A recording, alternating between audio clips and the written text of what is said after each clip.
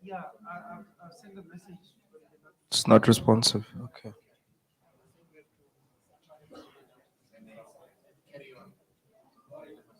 Mm.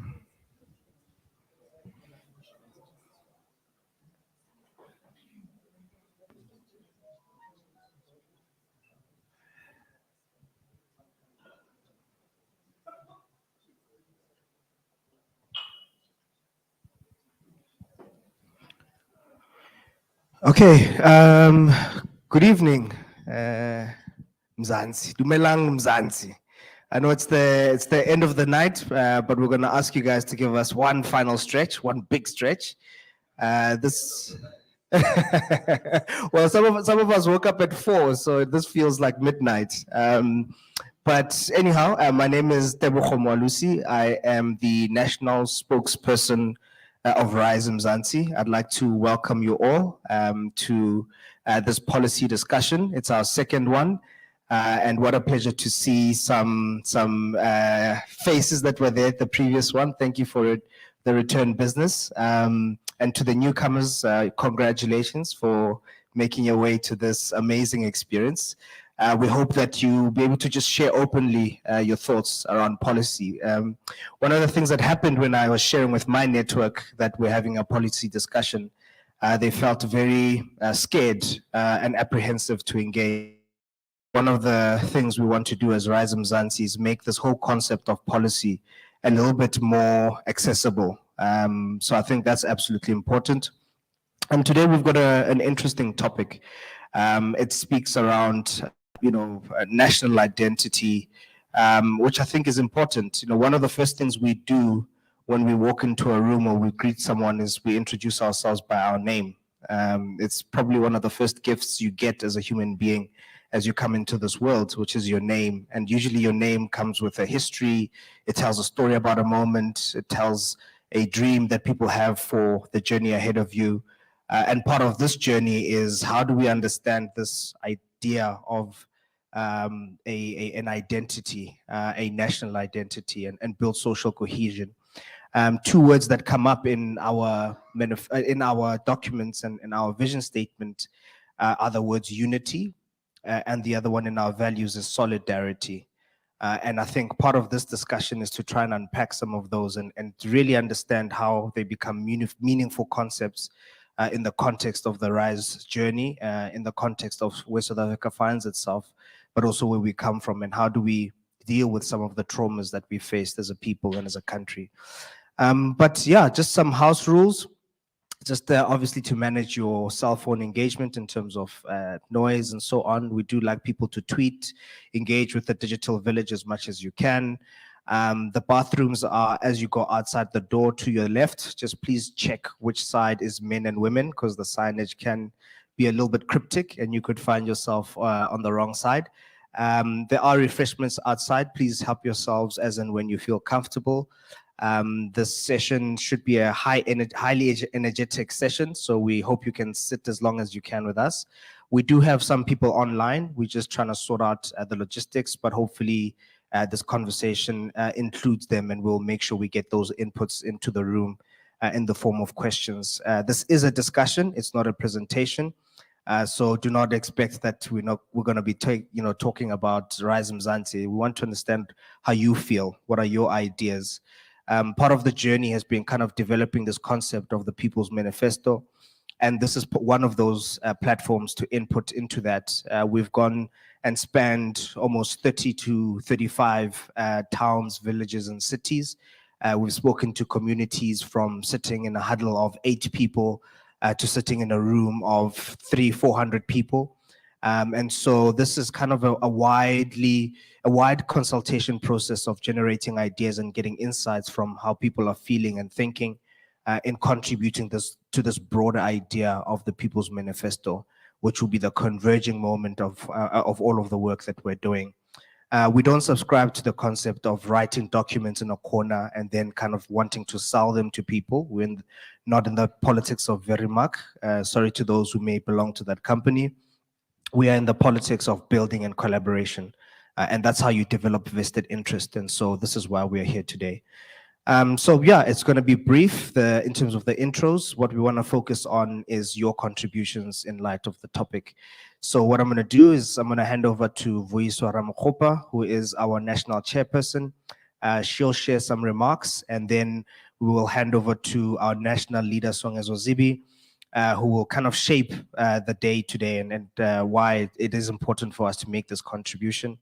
Mandla Isaacs, who's our head of policy, will then kind of close at least the briefing part of tonight, and then we will go into the discussion, having set a bit of a base around the theme and the topic and the idea that we want to shape today. So thank you very much. Let's engage. Let us not be fearful to be different. This is not supposed to be an echo chamber. We encourage that we really, really engage with some of the difficult concepts that are attached to the topic of today. Thank you, Mrs. Ramokgopa.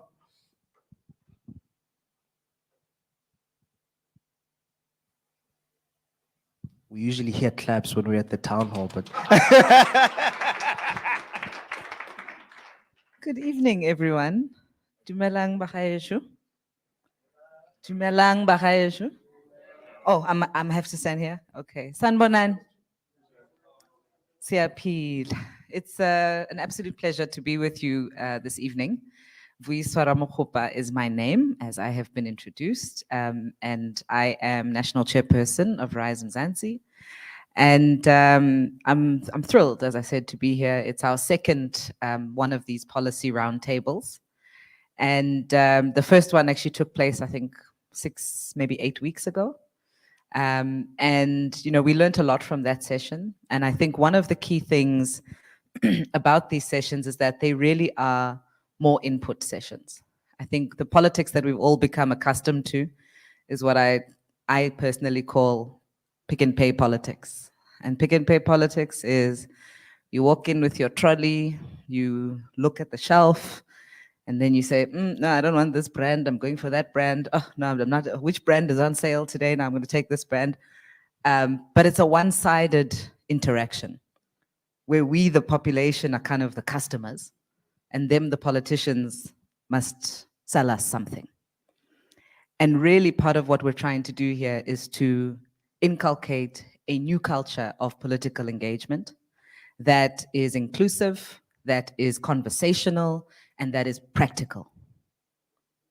Because although the ideological positioning and all of these conceptual things are important, very important, you know, the values that underpin the solutions are important, but it's very important that the things, the ideas, the solutions, the policies must be policies and ideas that the people of South Africa, one, have contributed to, and number two, can actually relate to, and that actually feel and look and sound like us.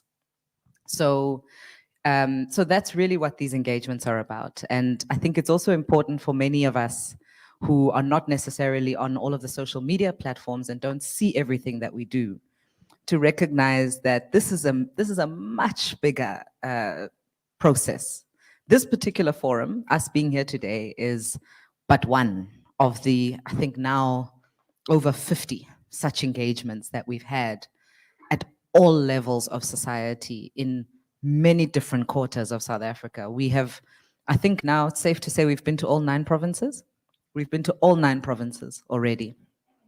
And we have had engagements at every level of society, from grassroots, community organizations.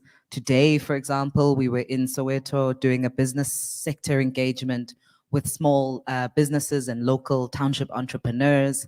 We have met with communities in rural areas, in townships, in wherever, Kailicha, Soshanguve, all parts of this country. And the process of listening and discussing and seeking to understand continues. So my only request to yourselves this evening is that you're invited to engage. And we really, really would like to have that engagement. We'd like to have that input. This is not a box ticking exercise for us. And I think, you know, many people sometimes challenge us and say, but you guys, you opened a political party and you didn't have a policy thing. Like, how do you just decide to open a political party without a manifesto? And We said exactly that way, because ours is to create a platform through which the voice of the South African people can find expression. It is not up to us to dictate or to decide on behalf of the South African people what they should and shouldn't think. Ours is to facilitate, to convene, and to be able to amplify the voices of ordinary South Africans so that we can truly build a country that represents us and that will represent the vision that we all have and that we'd all like to see, and the country we'd all like to build in one generation. And if you haven't heard it yet, our commitment and our mission as Rise Mzansi is to build a safe, an equal, a prosperous, and a united South Africa in one generation. So these sessions are about helping us to come up with practical steps of how we can do that. What does that actually mean in practice? And what types of interventions, policy interventions, economic interventions, and community level interventions are required for us to get there? And I have no doubt Songezo will give us a proper framing of what today's theme is, but I'd encourage those of you who haven't yet had an opportunity to have a look at our documents. We haven't put out, traditional kind of manifesto document, but we do have overarching positioning statements and ideas that frame our view and our perspective as Rise Mzansi. So we've put those documents on the website. They might be a little bit difficult for people to find sometimes, but they are there under the About section. There are tabs you can just click and download and read in your own time. And essentially, we took that approach to say, this is broadly speaking how we see and understand the problem and the direction in which we think we should be taking the solution. But it's not up to us, as I said, to bake the whole cake, tie it up with a bow and give it to South Africans. We definitely want to be able to emerge with something that has the fingerprints of every single one of us on that final product. So please do engage. If not, we'll pick on you to engage. There's a lot of familiar faces. There's a lot of people that I know have lots to say. So let's just pretend this is a WhatsApp group or a Twitter feed or whatever. Speak your mind, speak freely, perhaps be a little nicer to each other than we are on those Twitter feeds. But this is really an open space, a non-judgmental space. You don't have to have the world's longest credentials. Your opinion matters and we want to hear it. And thank you very much for joining us and taking the time out this evening. And to everybody online who's streaming, we know electricity and data are very valuable commodities in this day and age. So we don't take for granted the fact that you are using yours to be with us this evening. Thank you.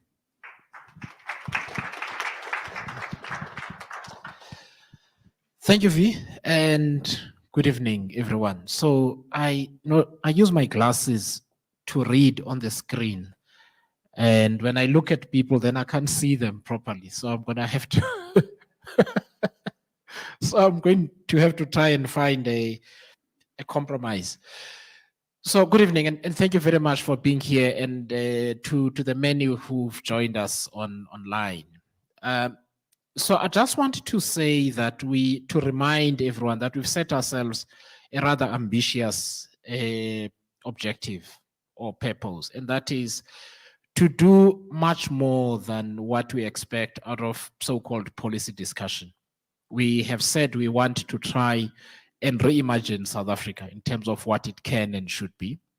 We have said that we're looking beyond government. We're looking into social norms and ways in which we can finally have a shared identity and call ourselves a nation. But in order to do that, we have to have the discussions that are abstract, that are about values and so on. Because if you don't have that conversation and we're not clear about what brings us together, then we will fight all the time about what is important and how we move forward and that sort of thing. Now, let me just quickly refer to what is going on now, some of the stories that are coming out in the news about about, let's say, Palapala or the deputy president and so on. And people say, oh, just take the matter to court. Oh, someone is innocent until they've been found guilty in a court of law. That comes up quite a lot. That's what a society without norms does. It's not a society. There are no social rules. There is no understanding of what is acceptable and what is not. And therefore, unless you convict someone in a court of law, there is no right and wrong. You can do anything. And then you just make sure that those people are never taken to court. And therefore, it's a free for all. We don't want a country like that.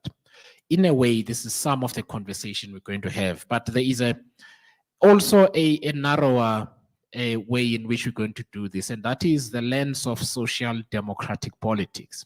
Because we also believe that it gives us the right combination of both the right values that South Africa should have, and also those values give you a way into doing very tangible things that make a difference in people's lives.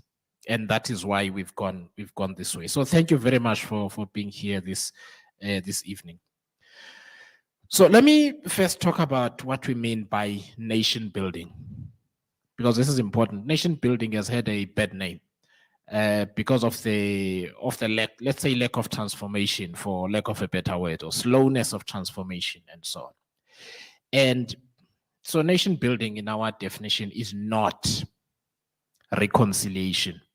Reconciliation was important for nation building, but the two are not the same thing. We have to build a South African nation.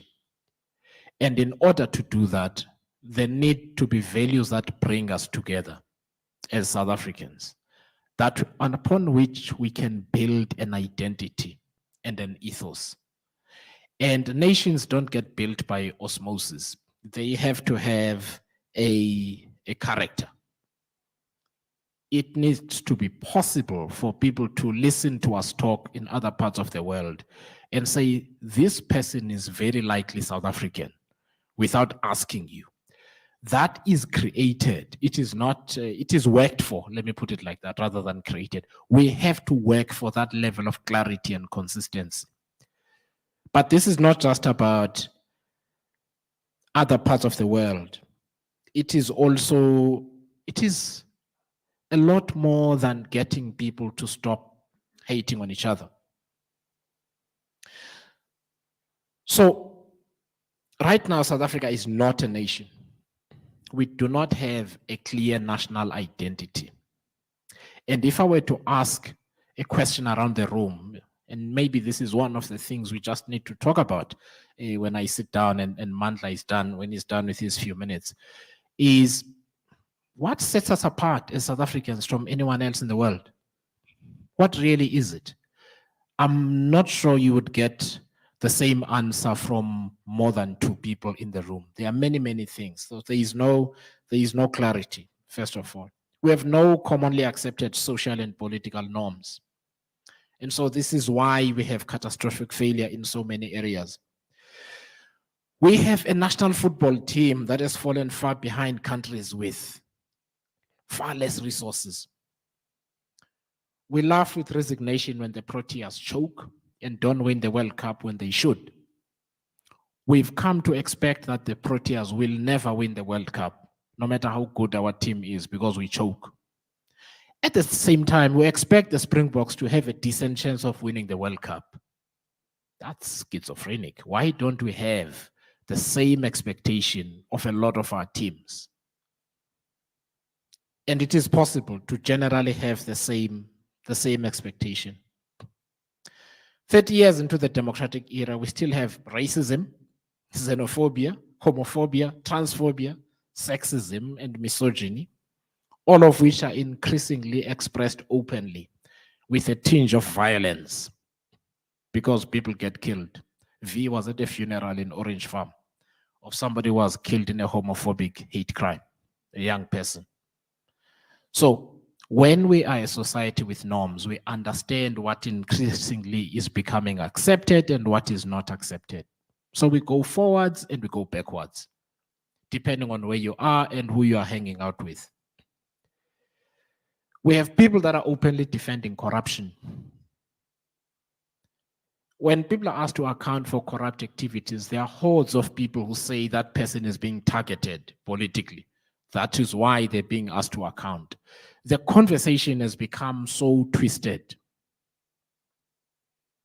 When journalists publish details of the corruption, people say, oh, they're out to destroy his or her image, when they never had an image that can be destroyed to begin with, right? But these are the conversations we get into. So let me talk a little bit about Rise Mzansi's values, but particularly the value of justice, because I think it is important. We are a post-colonial and post-apartheid society, and both of these were defined by injustice and exclusion. And therefore, to build a country that becomes a nation going forward, we have to center the idea of justice in what we do. There is also a reason why economic justice is a key pillar of how we understand the future. So I'm listening to Desmond Latham's series of podcasts about South African history. And I'm in the 1800s. We're just about pillaging and taking away from, whether it was in the Mfecane or it was the British and the Afrikaners and so on. That entire century and another 50 to 60 years of the 20th century was really about injustice and pillage and dispossession and confiscating and killing and so on. That's our society. We must get used to the idea of talking about this history every day, because it is what it is. We can't change it. What matters is what we are going to do about it in the future. And we need to talk about why freedom cannot be realized without economic justice. So if you are not free to be able to do things that fulfill your life, you are not free. So we need to have that conversation. And why solidarity needs social and political norms. So I'll make a very quick example. The first time I went to Germany, there was a scandal in the papers. I couldn't read German then. And I asked, what is the issue? There was this lady who was on all the front pages, and they said, no, she had some tax avoidance schemes worked out by clever lawyers and so on. So I said, oh, is it illegal? They said, no, it's not illegal, but you don't do that here. Right? You don't. Germany is not perfect. The other day, I was watching during the pandemic, the chief executive of Pfizer was asked if he's vaccinated, and he said no. And of course, the disinformation people use that with great excitement. But he said, my age group does not qualify yet. We've got to be that society. Again, you don't just get these things. So those are norms that help you. And also want to talk about why integrity is central in a system built on trust. Democracy is built on trust. Voters don't actually sign a contract with elected people at all. It's like you go and you talk to people and say, trust me, and they say, sure or no. And then you are entrusted with trillions of rand after, and big decisions, honestly. So we need to talk about integrity, because out of this comes a whole range of legislation, laws, parts of the constitution, policies, and so on. So in the context of the so-called policy discussion, this really, really is important. I want us to grapple with the question of how we build a nation. Honestly, if we fail to do that, we will fail ourselves. We will always be vulnerable to division. So the last thing I want to talk about is our responsibility to lead. And that is, division is attractive, but unity is stronger. Division is attractive. It's really easy to say, no, I really don't like, Debza really annoys me. And we're all join in saying what Debza is, why he's annoying. But then we get nothing done. So unity really, truly, truly is strength. But we must resist the temptation to be interesting, but get nothing done. We must learn to solve problems holistically. And maybe this is where we bring all of these together. And I'll make just a couple of examples before I close. And let me use the example of land and land justice. it is very easy to run around talking about expropriation without compensation. And then 2 years later, you no longer talk about it because it doesn't give you the headlines anymore. But the landlessness problem is still here. And its nature and character is influenced by many, many things. The people, some of the people who don't have land in urban areas have land in rural communities. They have land, but they are landless where they need to be. We need to solve that problem. We need to have difficult conversations about whether we do land restitution anymore or we do land redistribution. We have to challenge ourselves to say we have to solve the land problem for the next 50 years of South Africa's development, which means we talk about spatial planning and spatial justice. We need to talk about how we divide up and understand pastoral land in rural communities where urbanization is going to take us over the next 50 years, how the population is going to grow. Because if you live for slogans in the now, you don't solve the problem for 10 years' time.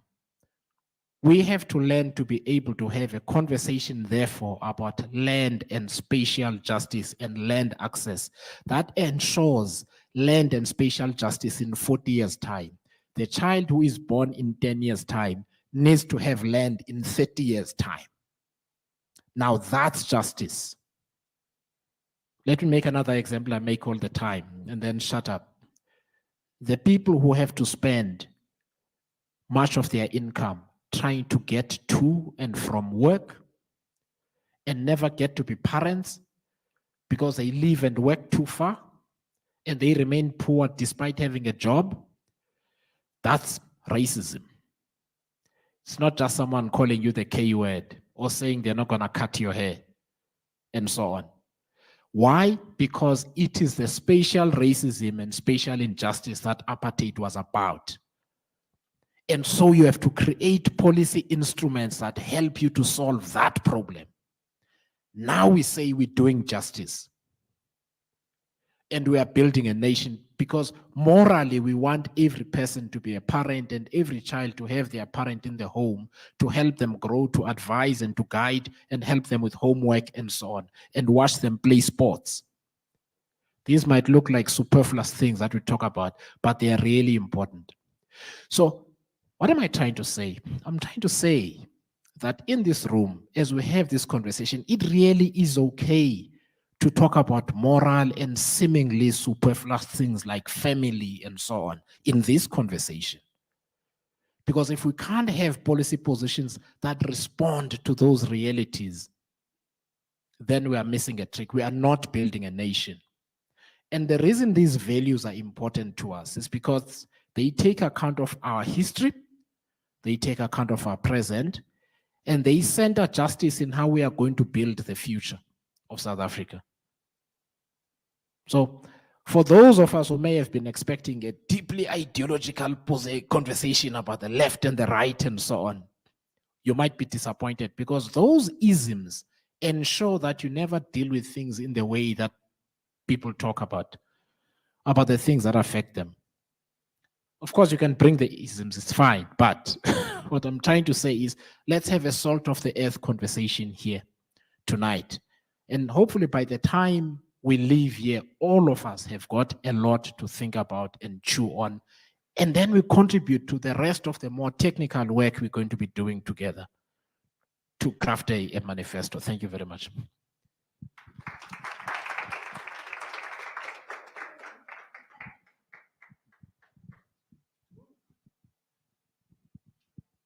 Thank you. Okay, good evening, Sanibonani, Mzansi. I want to just put out some thought starters to get the conversation going. I love what Song said about, anywhere in the world you find yourself and people learn that you're from a particular country, from South Africa, what goes through people's minds. I remember reading something about Japan after the Fukushima, tsunami disaster. And the author was saying that, this tsunami, it damages a nuclear power station, there's a nuclear meltdown, hundreds of thousands of people are displaced. People are going to emergency, zones where there's food being distributed and emergency resources being distributed. And the author talked about that there was no rushing, there was no scrambling, pushing each other out of the way to access these resources, because culturally, that's just not how Japanese work. There is a level of, that everyone matters, I don't matter more than someone else, order, ethics. It would be shameful to push someone out of the way to get a sack of rice. And that's just a cultural value that they have. I think it's very important that we reflect on this question of what does it mean to be South African? What does it mean to commit to this nation building project? Vuyiswa said something which for me, she articulated what I think of as our North Star, why we're doing this. To build a South Africa that is equal, safe, prosperous, and united in a single generation. I'm reading a book called How Asia Works, and it's a very interesting book, and it talks about different things that were critical to the most successful Asian countries, who essentially went from poor to rich in a generation or a little bit more. And South Korea is one of the more successful of those countries. And basically, famously in development circles, I'm sure many of you have heard me talk about this, in development theory, we talk about this idea that, South Korea was essentially at the same level as many African countries in 1957 when Ghana became independent. And basically was a rich country by the 90s, just over 30 years. And what's interesting as I'm reading this is, for a good 20 of those years, though, South Korea was led by a dictator. I think his name was Park Chung-hee. And many of us, I'm sure, have had these conversations with our fellow Africans when we're discussing politics, progress. Someone brings up this question of, maybe democracy is a problem. Maybe we need a benevolent dictator, right? And that person always brings it up like it's this amazing insight. What about Rwanda and Kagame? Always comes up. Of course, they never reference all the many other dictators Africa has had. Don't think Africa's problem is we've not had enough dictators. But the bigger question is, I personally am a Democrat. I believe deeply in democracy. I don't know that it's a binary between, freedom, prosperity. But the bigger thing is, I don't think South Africans are interested in dictatorship. So I think we are broadly committed to democracy. So for better or for worse, this is what we're doing. And my question to you is, how do we achieve the same level of commitment to a nation-building project in this democratic context of ours, where we're not going to impose it on anyone? What do I mean by that? What kind of sacrifices are we willing to make? You look at a country like France, where the top tax rate is 70%. I think our top tax rate is about 40%. Not to say it should be 70%, but what's interesting about that to me is the French have this national motto, liberté, fraternité, égalité. I could be getting in the wrong order. Freedom, brotherhood, equality.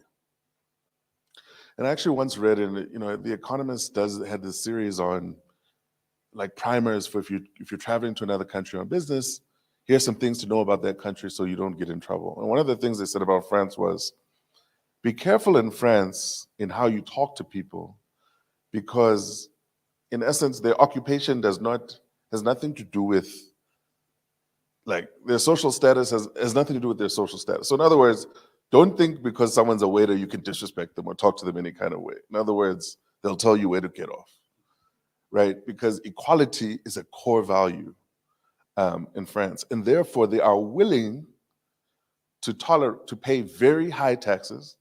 They're willing to have to give up a huge percentage of their income to make sure that everyone's okay. Everyone has some food, everyone has access to healthcare, everyone has access to housing. Not to say that that country doesn't have any problems, but there are certain things that you can't deny. Scandinavia is another region that we look at very often as a place that's achieved high human development, has high levels of equality. But when as we talk about politics and development, one thing about Scandinavia is it's ethnically homogenous, right? Most people are same ethnic group. Of course, immigration has started to change that picture, but social science research shows countries are more willing to tolerate generous social safety nets when they're ethnically homogenous. Why is that? One justification is when everyone is the same ethnic group, there's no them, right? There's no us and them. So there's no feeling of, people like me, my people, we work hard. Those other ones are freeloaders, right? In more ethnically diverse places, there's a sense that there's contestation over resources. So a couple of questions I have. I would say, number one, how do we create that sense of widespread commitment, support, willingness to sacrifice for a national project? How do we create a sense where we as South Africans are willing to think beyond what the needs of us as individuals are, of our particular group or class status, and be willing to think about what the greater good or what the whole needs? And how do we overcome these fractures of race, class, gender, geography, and not just craft a vision, but get to the point where we are willing to see past those fractures, those points of possible division, and really come together for a positive program of action? So I'm very interested to hear what you all have to say. So we're going to start the roundtable discussion. I think one of us, we'll work on the background to see how we're going to make sure if the virtual participants are able to speak and hear them, or if we're going to collect comments and questions and bring them into the room. But in the meantime, I think Debza is going to facilitate the discussion inside the room. Love to hear from folks. And the whole point of this discussion is, frankly, to hear your views, get inputs that we can start to think about what are the implications for public policy, what are the implications for our People's Manifesto as we think about how best to pull off this nation building project. This idea of, for example, a youth or a national youth corps service thing is something that people have raised. Is that something we need to consider? Nigeria has this, I think, where in essence, after you finish either high school or university, your first degree, you're expected to basically spend a year in the National Youth Service Corps, where you basically give up a year and you go around the country, you contribute, you get involved in community service projects, and you work with people that you might not otherwise have met and interacted with. Is that something that we need? So very interested to hear what you all have to say. I'm going to be more in listening mode. So don't ask questions, songs, Mandla, so what do you think? We're here to hear what you think. So we'll all chime in as we go, but this is very much a round table, which is why we've tried to create this square round table. Debza, over to you. Thank you. Thank you, Mandla. Without further ado, I think we've set the scene. I hope it's excited you. I think coming into this conversation must have generated a level of excitement about this specific topic. So I think, let's kick off. Questions can be thrown into the center of the pot and can be answered by other people in the room. So It's not that you must make a contribution that's always a statement. You may have a question that is sitting in your head that you'd like to throw in the pot. Maybe someone in the room who has a passion and an understanding for that space will answer that on behalf of the room. And if we don't get to all of the questions, we will note them, and it's part of the ongoing catalog of questions that we will keep grappling with in the various spaces we discuss. So let me note some hands, and then we'll hand over some roaming mics and have a conversation. Can I note some hands? I see one there. I see one there. I think maybe if we can have one mic running on that length and then one mic running on this length, then it'll be. I'll take it. All right. Two. The mics. Two. Two. 1, 2. 1, 2. 1, 2. There's 3. Okay, we can start. Please introduce yourself and then get into your question. My name is, can you hear me? 1, Yes. 2. My name is John Mwalusi. I'm a member of Rise Mzansi, and I'm a perpetual volunteer. I am here to do work, and I'm very passionate about it. I do know that there's a lot I can contribute in the context of what this organization has set itself for. Just a very brief comment. We are a constitutional democracy as South Africa. Our democracy still represents one of the best constitutions. A lot of work has been put into this constitution. We have our courts who are in a process of continuing to interpret the intention of our constitution, the values, the rights, and what we should do as South Africans and what we should represent. So that is my starting point. We are a constitutional democracy. We have one of the best constitutions. The process of transforming and changing this country is going on. It doesn't matter whether you are rich or poor, educated or not. So as we sit here today, some of our poorest people are continuing to be exposed to the transformation process in terms of nationhood and national identity. So for me, there are two things we need to think about. One is we don't have ample time, but we've got work to do as Mzansi. There's a baseline of stuff that has been done and has been researched and decisions taken on. There are key issues that our people right now, as we speak, are worried about, and they would expect an organization like us to hurry up and make the changes. So whatever the debate is, I would like to just appeal that when we define our nationhood and the values, firstly, we must accept we're a constitutional democracy. Are we going to defend that? Are we going to continue to fight for it?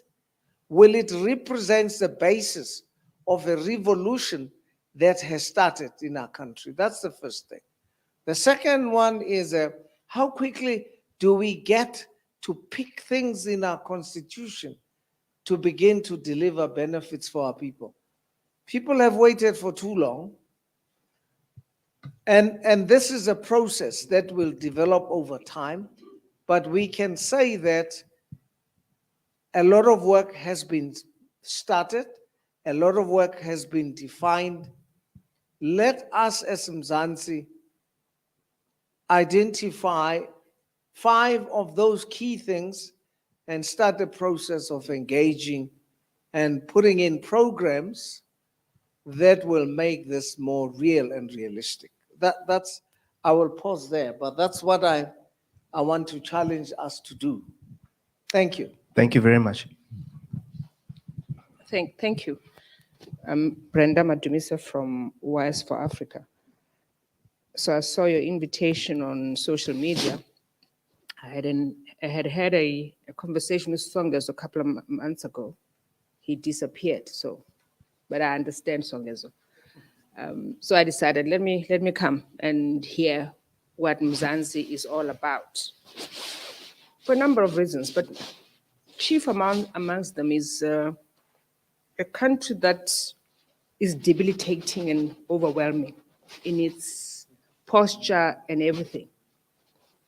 And on a daily basis, you ask yourself as a woman first, and a Black woman, whether you can breathe in this country. And I know that most of us cannot breathe.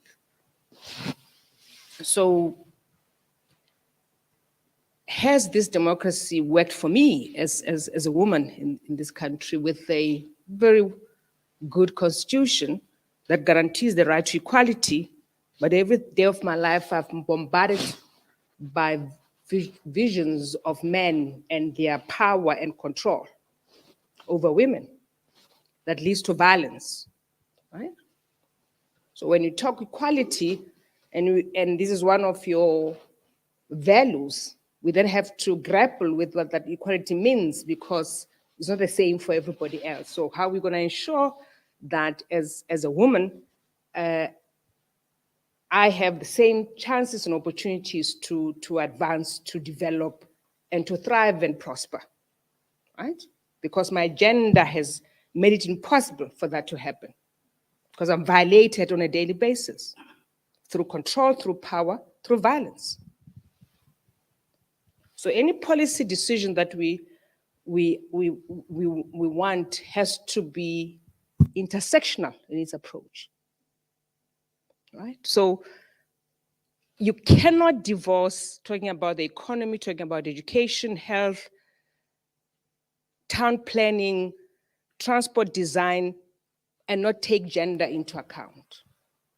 Because it's got an impact on how you design a township. And maybe for the first time as Mzansi, stop referring to township as if it's mainly Black townships.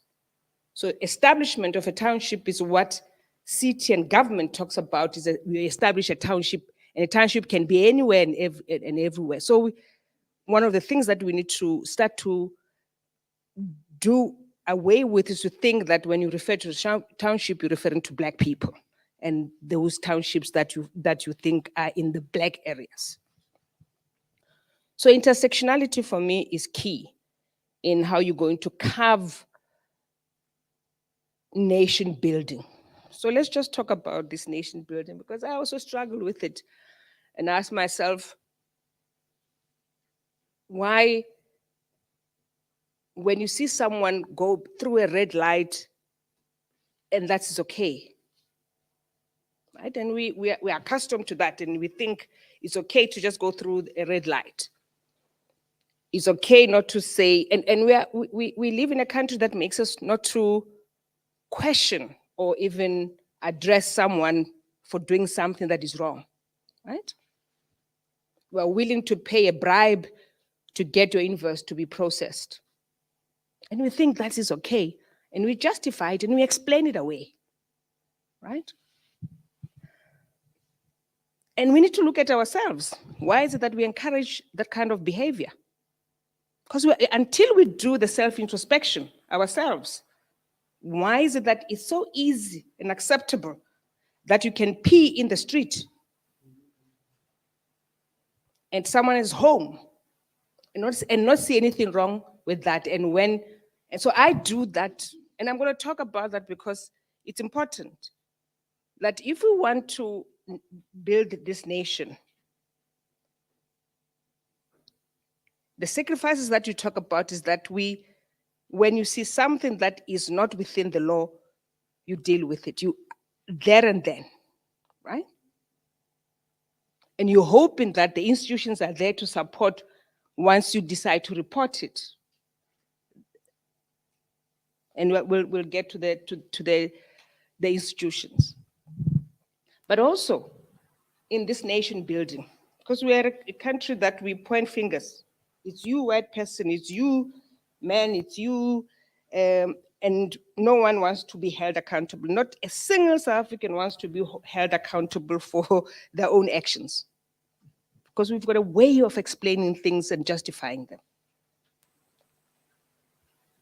So what do I want to see in my next 5 years? I want to see a country that recognizes and appreciates and acknowledges every single human. So let's start with humanity first. Humanity. What's humanity? Humanity is about empathy. It's about kindness. It's about love. So you said we're going to be soft, and I'm introducing all of that, because if we don't do that, we're going to think we're going to continue where we are in this country, because we want to talk big and bombastic words. So we have to distill and come to the basics and just talk about empathy, talk about kindness, talk about love, right? And when you start to do that, when you empathize with someone, you are kind to that individual, you draw them in. Because what we have tend to do is to be dismissive of others and their words, because they're not saying what you want to hear. So maybe in this room, we can start to think about kindness, empathy, and love. I'll contribute later on. Thanks. Thank you, Sis Brenda. Any more contributions? Let's keep it going. Yes, please.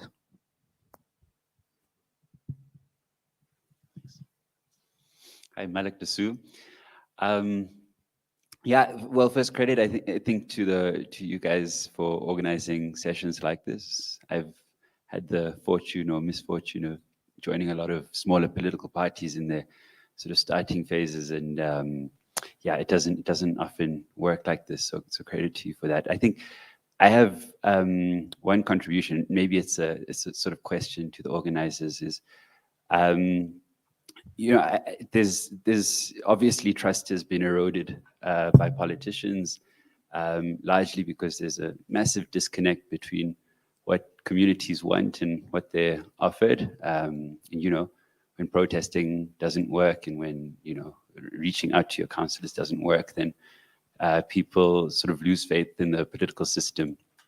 I think the one thing I'd want to know is, how deep does this sort of community engagement run? So, for example, would you guys be open to something like organizing citizens' assemblies, where communities decide themselves what the policies that should dictate how the communities are run? You know, something like participatory budgeting, where communities decide how, you know, municipal budgets are allocated, things like that. I'd be curious to see how deeply this level of community engagement would go, because I'd hate to see it just run until a manifesto, and then this sort of approach sort of meets the dead end after that. Thanks. Thank you. I think in the interest of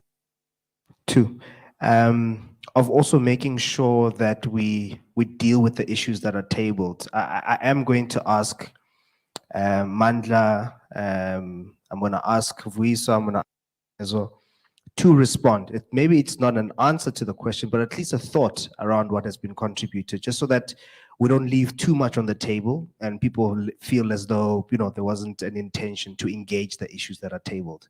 I think we've had 3 comments, and maybe let us respond to those 3 comments, and then we can take another round, if you don't mind. I think that's a process I'd like to follow, and then we'll go.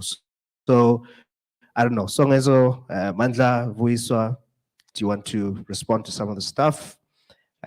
Cool. I'll take the easy one, and then you guys can deal with the difficult ones. So let me deal with what I'll deal with the last comment, because I think it's really important.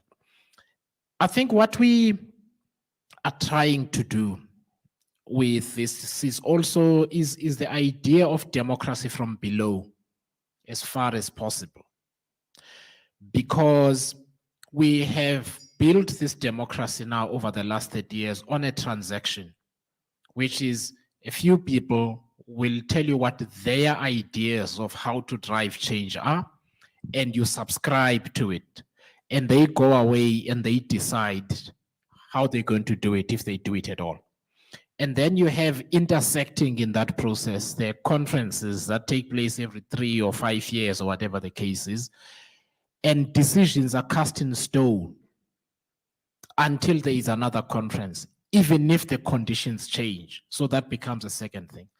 The third problem, and I'll stop at 3, is that the framing of how you respond to those ideas reflects those who happen to be in the room when the big decisions are made, or when the conversation is framed, or when the policy is framed.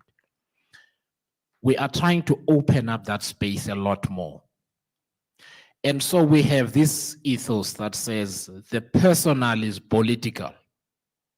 What do we mean by that? If something is affecting you personally, or affecting your family, or affecting several people in the community, it is a political matter. Because in that context, people surface issues they ordinarily wouldn't surface in what we understand as political conversation.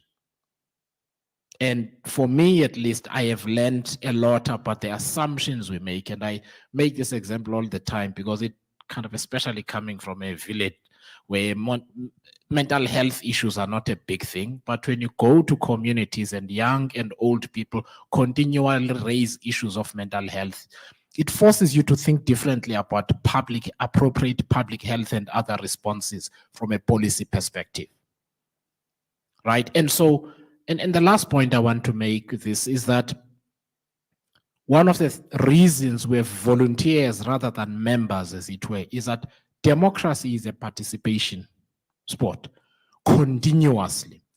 An election only takes place once every 5 years.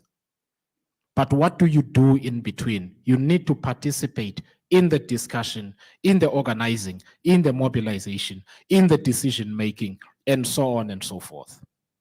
So our constitution allows participatory democracy, but it's not meaningful. In other words, we tick a box and say there's been a consultation, but what really happened, the people that did a lot of the talking were the people that presented the policy to begin with. And everybody was listening. How far we take it, let's put it on the table. And that is, I think in order for democratic decision-making to be effective and not be paralyzed by endless discussion and disagreement, there've got to be rules about how you arrive at decisions, how you arrive at priorities. And it's possible. Because when we have our meetings, one of the things we do, even though people have mentioned a long list of issues, let's say 13, in the same discussion, we have to end up at 3 or 4 priorities. You've got to rank the issues and understand that some issues you can do now, others, after the first 3, some this year, some next year, and that sort of thing. Because otherwise, if you don't have those kind of rules, all of us have some priority, and you end up never deciding what you need to do and how best to do it. So what I'm trying to put on as a challenge is this idea of continually building meaningful democratic participation from below. And I think our democracy will be richer if we do that. Thanks. Thank you. Thanks, Calvin. I love what your reflections, Brenda, particularly talking about the need for intersectionality in our thinking around policy. And that's a discussion that we have continuously.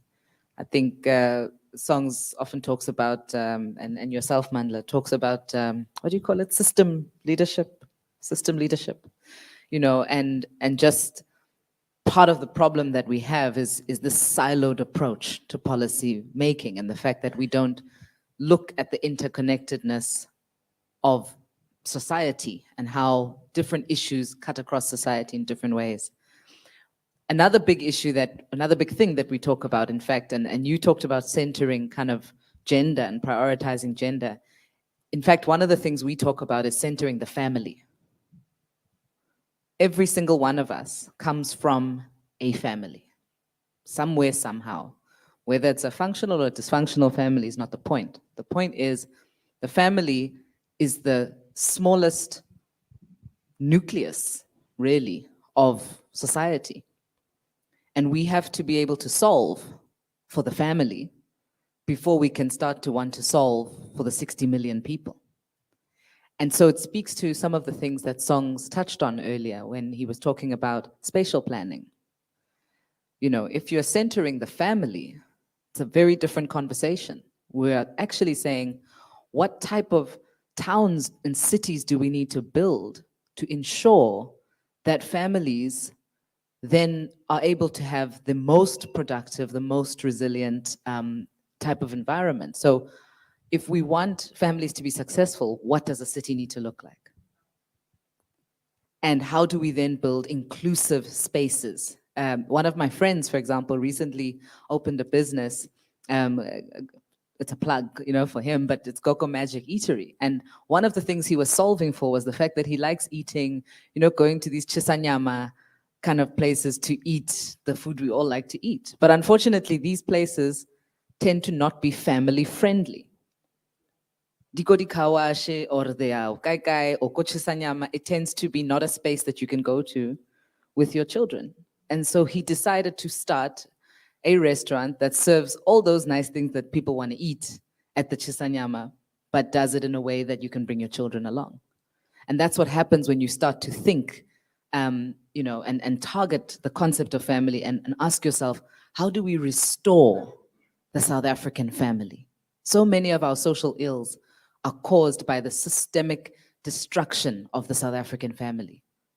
So part of this project is also about saying, in that thinking around nationhood, it's centering the family, it's centering the values, it's centering all of these things that then kick out in our hope, you know, a stronger, more resilient, more empathetic, kinder nation as a whole. And I think that's a big priority for us. And the last ones I'll leave to you, my leader. Go for it. Oh, thank you. I mean, I'm just enjoying listening. I don't feel any responsibility to respond. I mean, I think people are adding, you know, inputs, and I'm just listening and enjoying. I loved when you talk about a culture of accountability. You know, I think we need to make sure that we do not project things onto only, you know, politicians that we are not willing to practice ourselves. Many of the issues that we face, whether it's, you know, gender-based violence, whether it's ethics, when you talked about the petty corruption and lawlessness, casual lawlessness, you know, we all have to, in our spaces, begin to hold ourselves accountable, to role model, and to really call just for ethics and excellence, I think, in all our spaces of leadership, because we all are leaders, and we're all active citizens and participants in this nation building. So I very much second that idea. Thanks, Mandla. That's tough. You don't have to feel like you have to answer, but I think the voice of what we are thinking needs to be in the room so that you guys know that there is, you know, a ideas from the towns and the place we're having these conversations. Just as a matter of interest, you know, we talk about wanting to understand families better and centering around the family. Of the 50 towns we've been to and the town halls we've been, the number one priority issue in probably 90 to 95% of the town halls is drug abuse. Drug abuse, before jobs, before crime, before immigration issues, before foreign nationals, the number one issue is drugs. How did we find that out? We went through a process to respond to what we do in communities. We put posters on the wall. We gave people little post-its, 3 each, and we asked them to write what are the issues that are most priority to them, and they would go on the wall and post them. And after that engagement, it was very clear to us what was the number one priority that we need to think about. Mental health. For us, mental health is something that didn't come top of mind. It was in the top three. Top three. People living with disabilities, top 5. So if you come as a political party solving for infrastructure, water, and all of those things, yes, probably important. But if you're not talking about drugs, people living with disabilities, and mental health, you're not on the mark.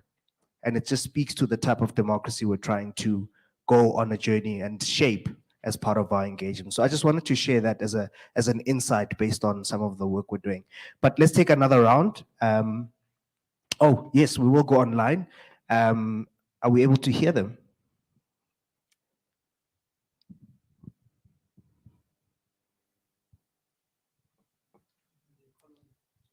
Oh, I can't see who I'll be talking to. Oh, Jeff. Hi, Jeff. If you can hear us, please go on unmute and just quickly share your thoughts so that we can get them into the room. Yes, thank you. I mean, these are clear. My name is Jeff Brown. I live in Knysna on the Garden Route, a place of intense contradictions and dichotomies and so on the one hand, really beautiful, and it's like a silver lining to all the problems that we experience. And on the other hand, it's also the melting pot of all of South Africa's really intense problems, both economic and political. So it's a really interesting microcosm of South Africa. But it's also a very interesting region from a strategic point of view, because this is the hub of South African tourism, the Garden Route. Millions and millions of dollars are brought into this region on an annual basis. Jobs here are mostly tied to the tourism industry. So this is where I'm from. About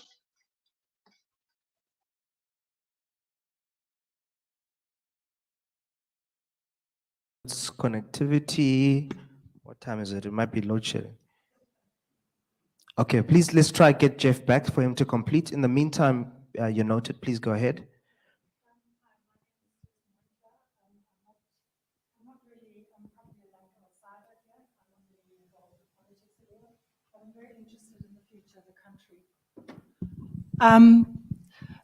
Yeah, so I don't believe in the DA. They don't suit me at all because they're not integrated enough. They don't bring everybody together. I would have looked at the ANC, but I mean, the corruption is just not acceptable. And what I'm looking for is a party that has a good moral code, that actually brings everybody together, and that actually encourages economic growth. And the economic growth has got to come from faith in the political views, because the political views are what people look at to actually generate businesses, to actually think of whether they can invest for any length of time or not. And we need the economic growth to put all the other ills at bay. I mean, there are other things, of course, that have to be considered. But if we want to do away with the drug problem, we want to do away with the lack of employment, and we want to see our country grow, we've actually got to have a positive economic growth. And that is what I actually want to see, but I want to see it actually affecting everybody. And I also want to see messages put out to people who are not literate, so that they can actually understand the way the economy works, where businesses generate jobs through paying taxes, and taxes are then used by the government to help people grow their municipalities or whatever they need. Many people do not actually understand that. They think that the government has money to, or the government generates money. The government doesn't generate money. It's generated by businesses and economic growth. Just, yeah, So I'd like to see some of these things addressed by Rise Mzansi, and for everybody's benefit, so that we can all live and grow together. And also the land issue, another thing, but I think we have to have the economic strength to be able to share these things. Thank you very much. Brenda would like a second bite. Anybody else noted? Oh, let's start here. Cool. Hello, everyone. My name is Mitchell Black. Nice to see familiar faces again. I've got two inputs, one very concrete and one very abstract. The first is a concrete one in direct response to the policy provocation around drug abuse. We have a terrible tendency in South Africa to exclude from the category of drugs alcohol, which is rated as the most harmful substance to society on many, many different fronts. So I have already drafted and will submit to the RISE groups two policies.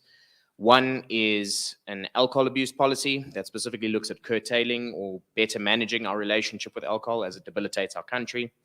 The second is that pretty much all of the available research at the moment points towards a very progressive type of drug policy, and that is a pairing of free adult responsible use, so the full decriminalization of all drugs, which is going to sound a bit weird, but you pair that with something called harm reduction and safe supply policies. These policies are being adopted for years in countries like Portugal, who have some of the lowest drug use rates in the world, to newer adoptions happening in states like Colorado. Australia's considering the same things, and many Nordic countries already have these policies in place.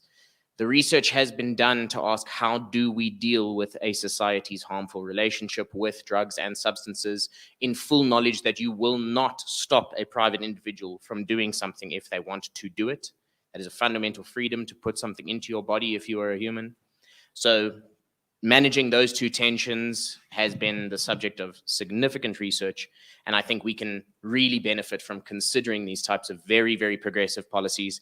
And to echo the sentiment of South American President Gustavo Petro at the United Nations last year, the world needs to take very seriously that its addictions are being blamed on plants and being blamed on nature. He says that they are criminalizing the Amazon, because in the Amazon, the cocoa plant is produced, without acknowledging that the true addictions that this world has are to money and to coal, to carbon. These are the two massive problems that are causing some of the biggest geopolitical conflicts in the world at the moment. So that's the very, very practical thing that I'd like to say. The other one is a little bit more abstract and a little bit more fun and a little bit closer to my heart. And that is having a look at the RISE value of solidarity. We have some thinking to do around the term solidarity, and that is to think, well, who are we including in solidarity, right? Is solidarity only solidarity between those who carry a Green Mamba ID book, between South African citizens? Is it between all Africans, those people who share the land? Are we so narrow as to think that solidarity is only with the visible world that we can see, that there is no need for us to show solidarity with those who came before us, with our ancestors, to show solidarity and responsibility, as you had mentioned earlier, Songs, to those people who will be coming after us? This brings Mandla's question of what are we willing to sacrifice into much clearer view.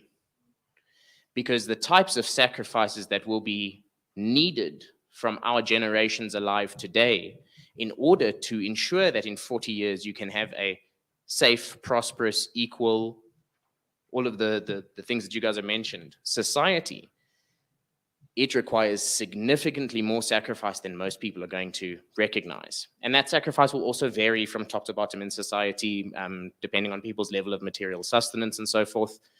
But the provocation here, and I'll use the example, two examples out of indigenous American cultures. The first is that in some cultures, when the village elders would get together to have a serious discussion, let's say a palaver, as we can call it in Africa, about which direction we should be going, how do we build this village, this nation, this anything like that, there would be a seat left open in the circle. And that seat would stand as a representative of the invisible constituents of the community, that being the ancestors and the descendants, as a physical reminder that they have a say in the democratic discussion going on. When we say social democracy, are we considering the full spectrum of society that Africa has taught us exists and fully acknowledges at the deepest level of African philosophy that the ancestors exist and that there is knowledge that we are connected to those who come after us? Do we consider them? The second is a principle of justice called ho'oponoponopono. It's a weird pronunciation, but the idea is that when someone fell to a social ill, when someone committed a crime, when a young person did something that they weren't supposed to do, the village elders would sit them down and they wouldn't skill that person. They wouldn't shit on them, for lack of a better term. They would go around in a circle and every one of those village elders would apologize to that young person because their behavior represented a failure of the rest of society to give them the enabling, caring, loving, supporting conditions that they would need to not fall privy to those harms. So it's a provocation about what do we mean by solidarity? How big is that inclusion? What do we mean by freedom? Can I be free if freedom includes, freedom in the modern world is the ability to choose between 500 brands of conditioner. This is not freedom. Give me all of the money in the world and tell me I've got an empty stomach. Am I free? These are slightly more abstract considerations, but what do we mean when we invoke certain words? And how seriously do we take the responsibilities that those meanings reveal to us? Thank you. I think if there was a hand, we'll come this side, Sprint. I just want to make sure we get as many. We'll come there.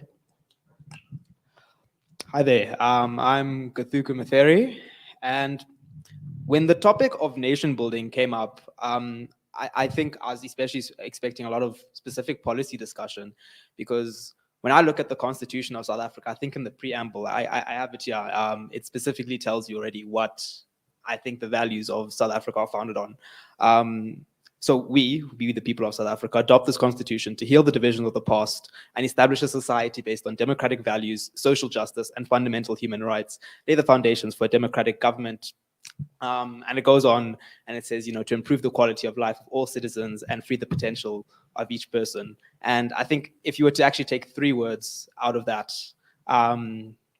to summarize what the South African Constitution says the values of this country would be freedom, equality, and dignity, which is very similar to, I think, what Mandela mentioned earlier of liberté, égalité, fraternité, which is the French, what they base their society on. But I think just to take a look at the last 2 weeks of what has happened in France, a lot of people feel like they don't even have an own stake in their own country with their own values that they supposedly espouse of liberty, equality, and fraternity with each other. So I think, we can talk about values as much as we'd like, but when it comes to practical policy, that's really where we need to focus our attention, whether that's focusing on how do we elevate the family. For example, creating new family codes for South Africa that acknowledge that, maybe not necessarily, we don't necessarily always have nuclear families in South Africa where it's a mother-child and a father. I think Cuba did quite a good job at its family code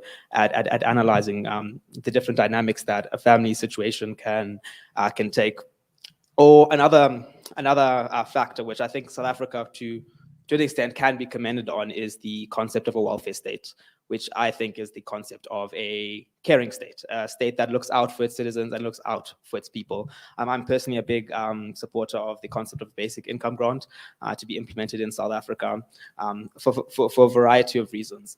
And I think in that, we can already say that I think that in itself is a country or a government that can espouse the values of kindness, empathy, and love through more practical purposes rather than sort of just abstract values. In a world that can be very brutal, especially to the most poor and the most vulnerable in the society, talking about what we can do to actually improve the lives of people in a just way. And I think that's all of this is always going to lead back to the topic of economic justice, because if people do not have a stake in our democracy And that is especially going to be seen through the concept of economic justice. People are going to lose faith in this democracy. If you do not materially see your conditions of living improved from how you lived 30 years ago or how your parents lived, what faith do you have in South African democracy to actually improve your life?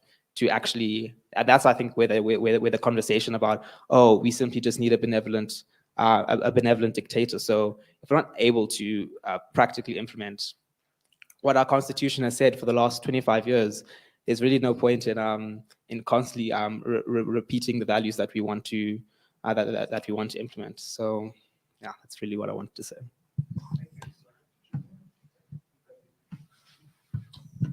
There was a hand at the back.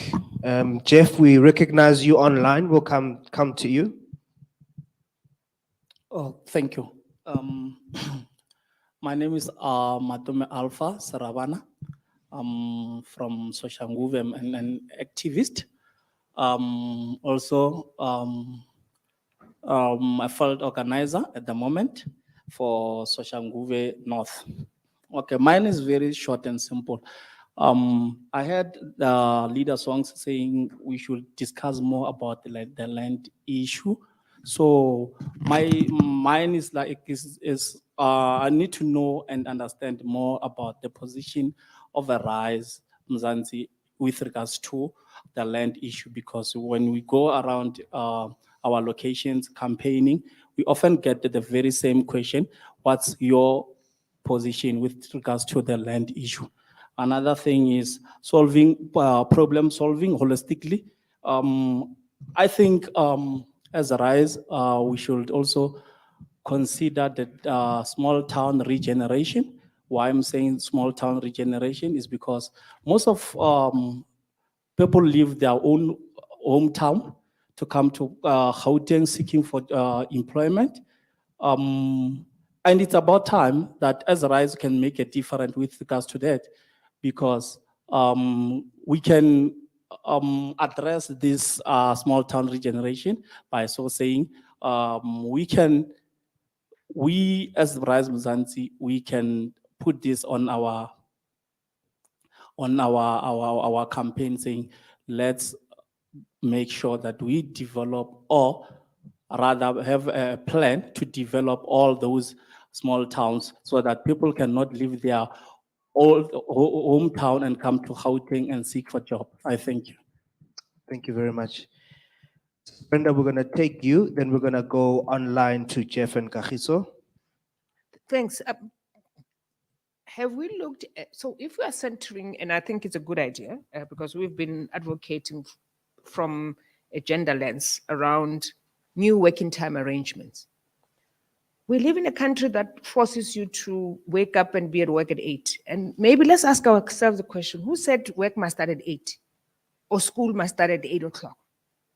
So we need to literally disrupt all of that for many people to have the opportunities that we talk about. So we need to have new working time arrangements in this country. Because me leaving Sentin at 6 o'clock to get home at 9, it's not working for many families, right? We are privileged because we can work wherever we want to work and start whenever we want to work. The majority of South Africans who keep this economy going cannot. We rely on them, but they're burdened. And that's why you have mental illness, right? That's why you have substance abuse, because the economy in its nature is violent, the way it's structured. So let's develop a policy around new working time arrangements in this country, right?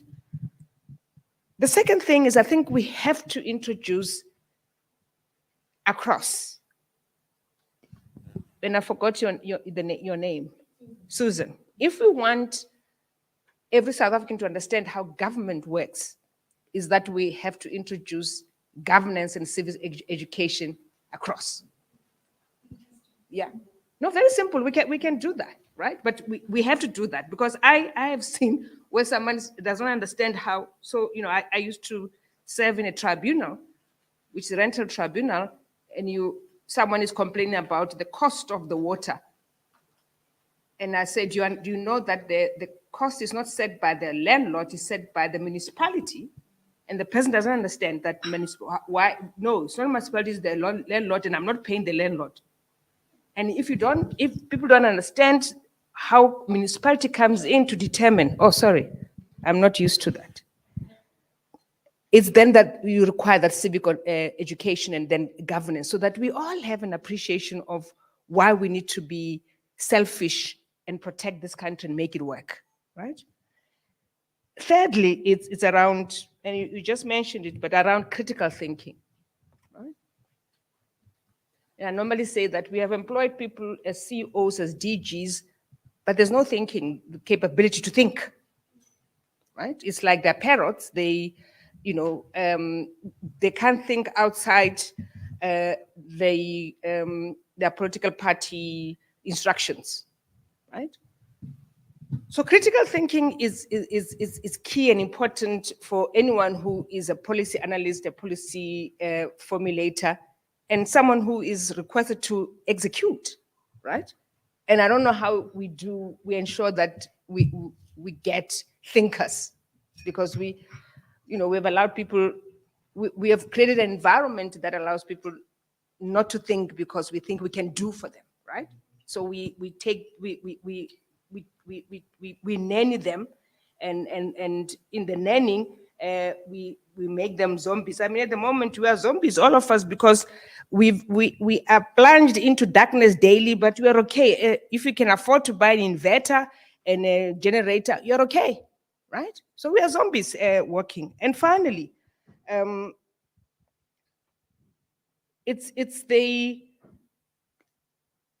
you talk of a country that has got 67% of the children without fathers, and when we talk of a family, and maybe the definition of a family, we need to craft it and cover it in such a way that it takes that reality into account, because it's real that majority of children in this country don't know their fathers.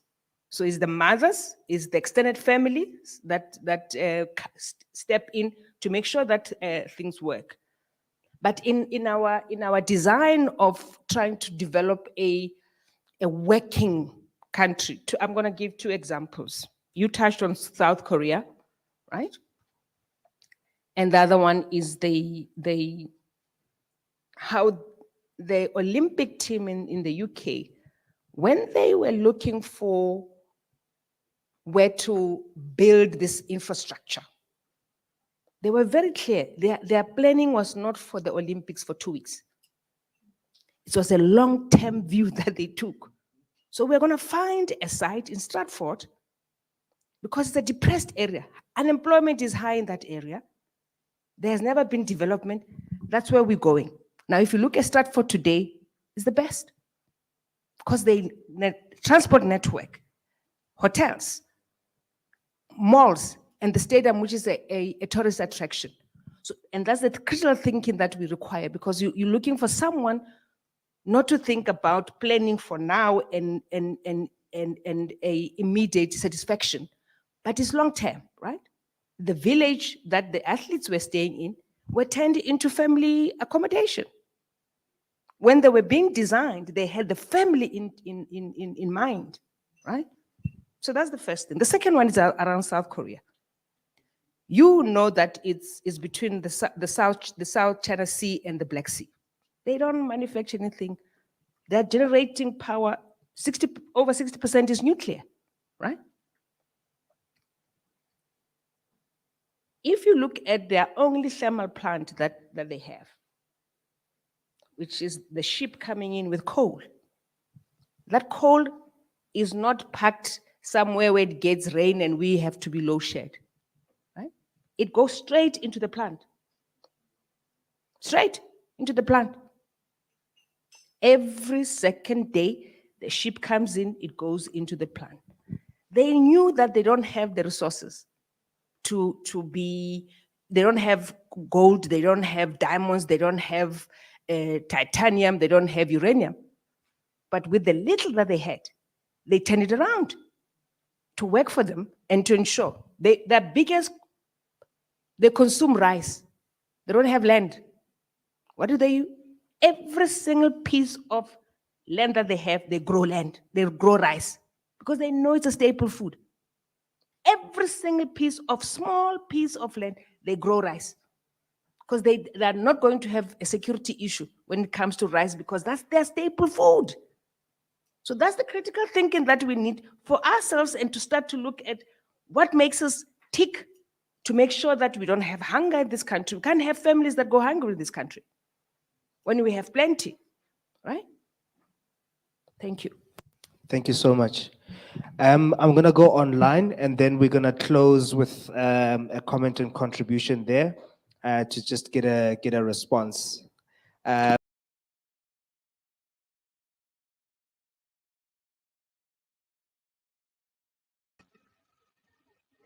I on?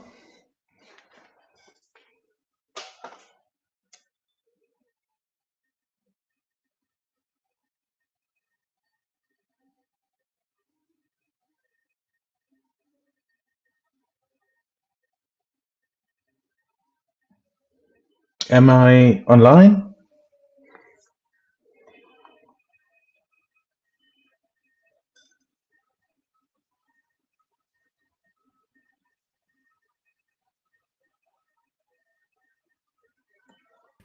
Sure. Sorry, Jeff.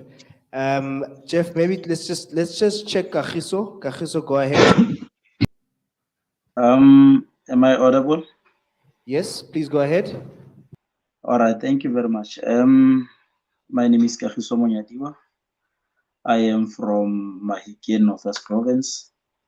I'm not going to tell the story about Mahikeng pre and post 1994 because it's well documented. Let me start by commending the National Leadership Collective for availing such a very important platform because this is where we get to inspire the change we want to see by way of crafting a product we all as people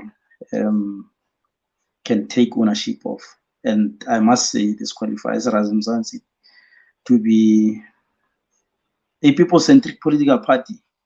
And I'm using the name political party deliberately because I'd like to believe that we'll be contesting for state power come 2024. Two inputs. In our founding values, so to speak, we have one called solidarity. And obviously solidarity, unity, and equality you can't divorce. But how we still have got apartheid economic patterns prevailing 29 years into the democratic dispensation still beats me because we have got a situation where about 75 to 80% of this country's wealth is in the hands of our fellow South Africans who constitute not even 10% of this country's population. And we have to now talk about solidarity, unity, whereas we are hanging with this tag of being the most unequal society in the world. And I think majority of you in the room and those watching online will agree with me when I say majority of Black South Africans are left in economic periphery.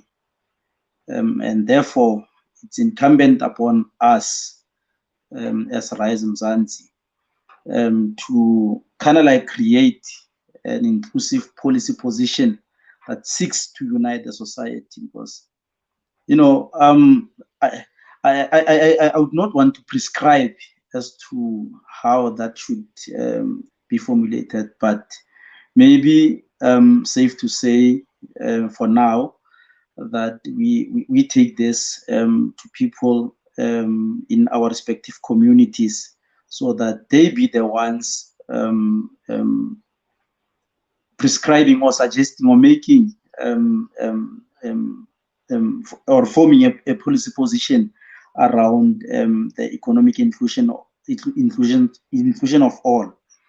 The second one is around the immigration. I think we are all aware that when it comes to our border control management systems, we have around 6 entities. To name a few, South African Police Service, the South African National Defence Force, Home Affairs, and others that are responsible for management of our border posts. And the crisis that we are having is that we have got porous borders. That is why we have got so many people in this country that we cannot account for. And we have to, unfortunately, share little resources that we have with them, and that put or that brings about tensions between between foreign nationals and fellow South Africans. And for me personally, I would recommend that we have a strong policy position or direction.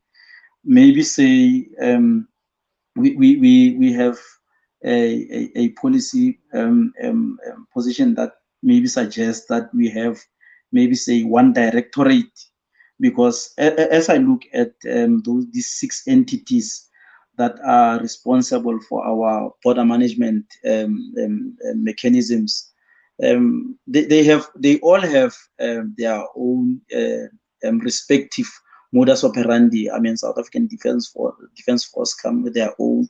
The most corrupt government department, which is the Department of Home Affairs, come with their own. You know, we have got cases of government officials, specifically from Home Affairs, who are taking bribes from foreign nationals who are not documented per se, or who are illegal in South Africa, manufacturing, papers that validates their stay here in this country. So maybe if we had to have a policy direction, maybe that prescribes or that dictates that we have all these entities that are responsible for border management mechanisms falling under one directorate, where the work that they are doing can be properly coordinated to avoid a situation where we are sitting with a problem where there's an uncontrollable influx of foreign nationals into our country,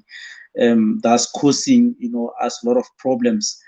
And lastly, I would want to talk about the issue of gender-based violence. I normally say to people that up until we have a clear understanding of the root cause of gender-based violence, we will have a situation where we see a man as a perpetrator and women and children as victims.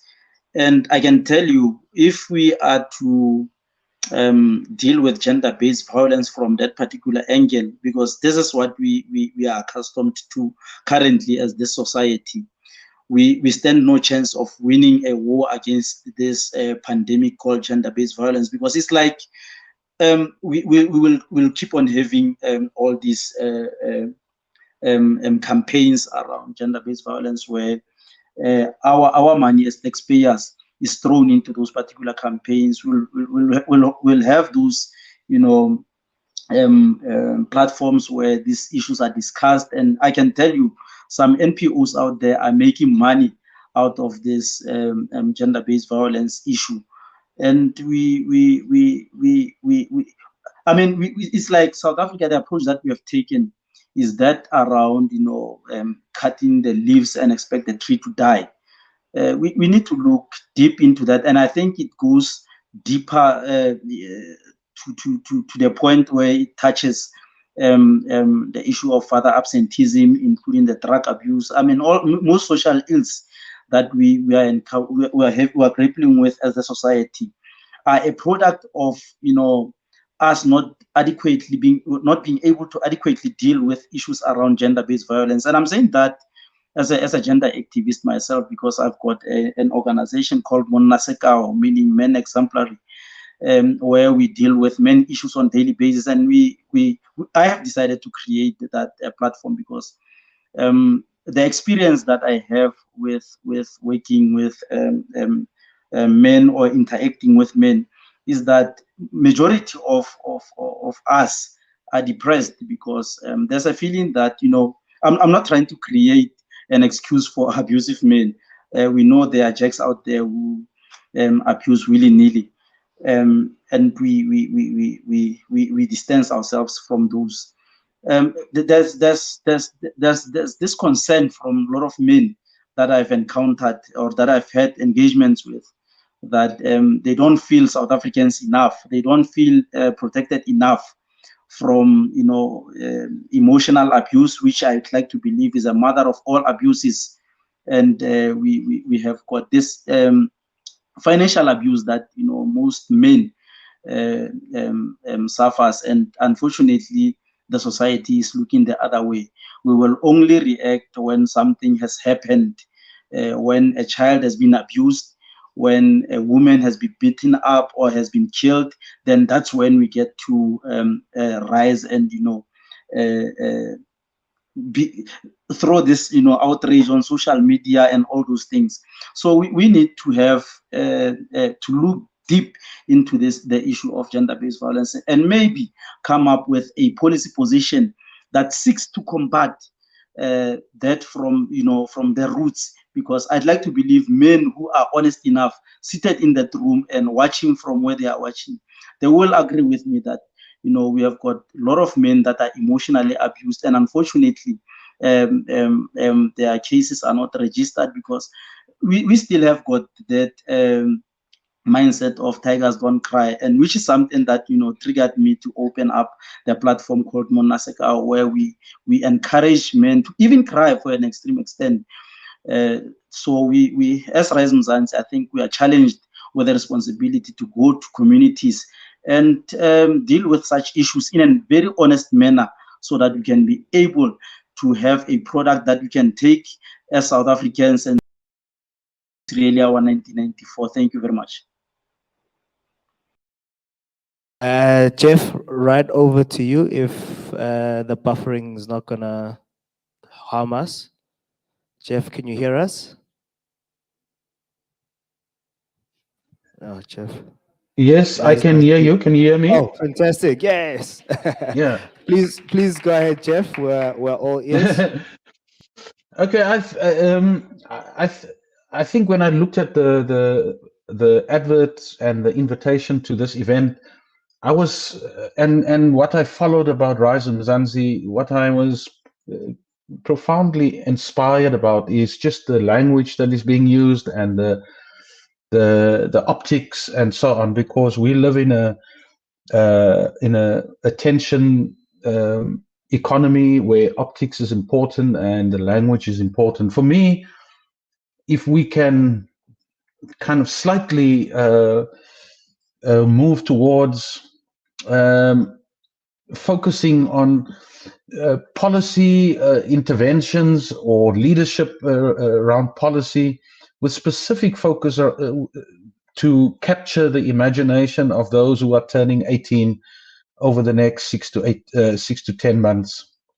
People who are going to vote for the first time, people who are confused about what the country holds for them, people who are getting distraught and depressed about what they experience and see and not understand. So that's the one thing, is how can Rise Mzansi be that new and cutting edge political alternative that speaks volumes to those very young people, those who are turning 18 now and those who are turning 18, those who are 30 now and who are turning 18 in 5 years' time. So for me, that's the one thing. And the second thing is the policy conference is about social democratic. What is the social democratic proposition? And from my understanding is the social democratic proposition is about making progressive solutions, table progressive solutions through lawful and constitutional means. That is what a social democratic program is. A lot of the things that I've heard is about is aspirational. And it's great that we have that. But I think for a young, vibrant political alternative like Rise Mzansi, I think more focus need to be on what is the minimum program and what are the policies for a minimum program within our broader aspiration and our broader vision, which I believe is very great. It is the vision of this movement is great.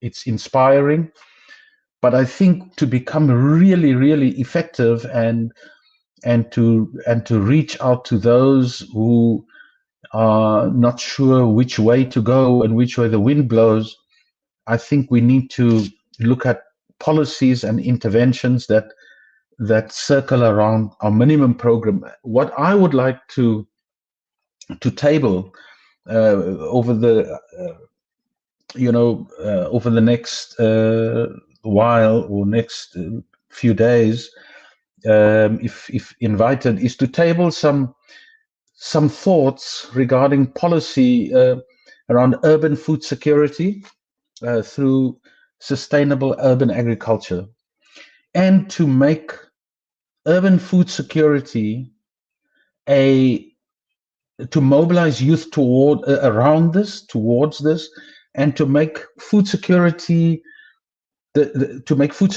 issues a popular youth issue, and to create policies around that. So it's not some vague thing, but to really make it an exciting, inspiring, and highly like a cutting edge program, and for Rise Mzansi to provide consistent political policy and political leadership, both at a thought level as well as at a practical level. So that's the one, I think, major contribution that a movement like this could make, and I would really love to add my voice and weight to that. And the second thing is, which touches slightly on what Kagiso was saying, is the creation of a gender-empowered society and a gender-equitable society that seeks to address all these ills, and particularly to develop policies and a program, a minimum and long-term program around the development of mature masculinity. And I think that is not something that your mainstream political movements and parties are even touching on.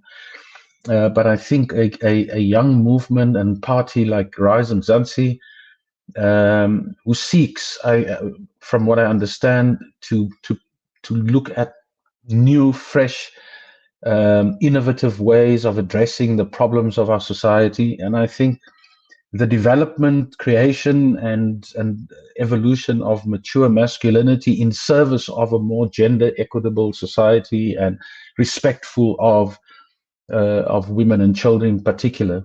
So I believe that interesting, innovative, radical, popular, progressive policies can be put together around the creation, development, and the building of a mature masculine society. I call it mature masculine society in line with some of the various pieces of literature on these issues.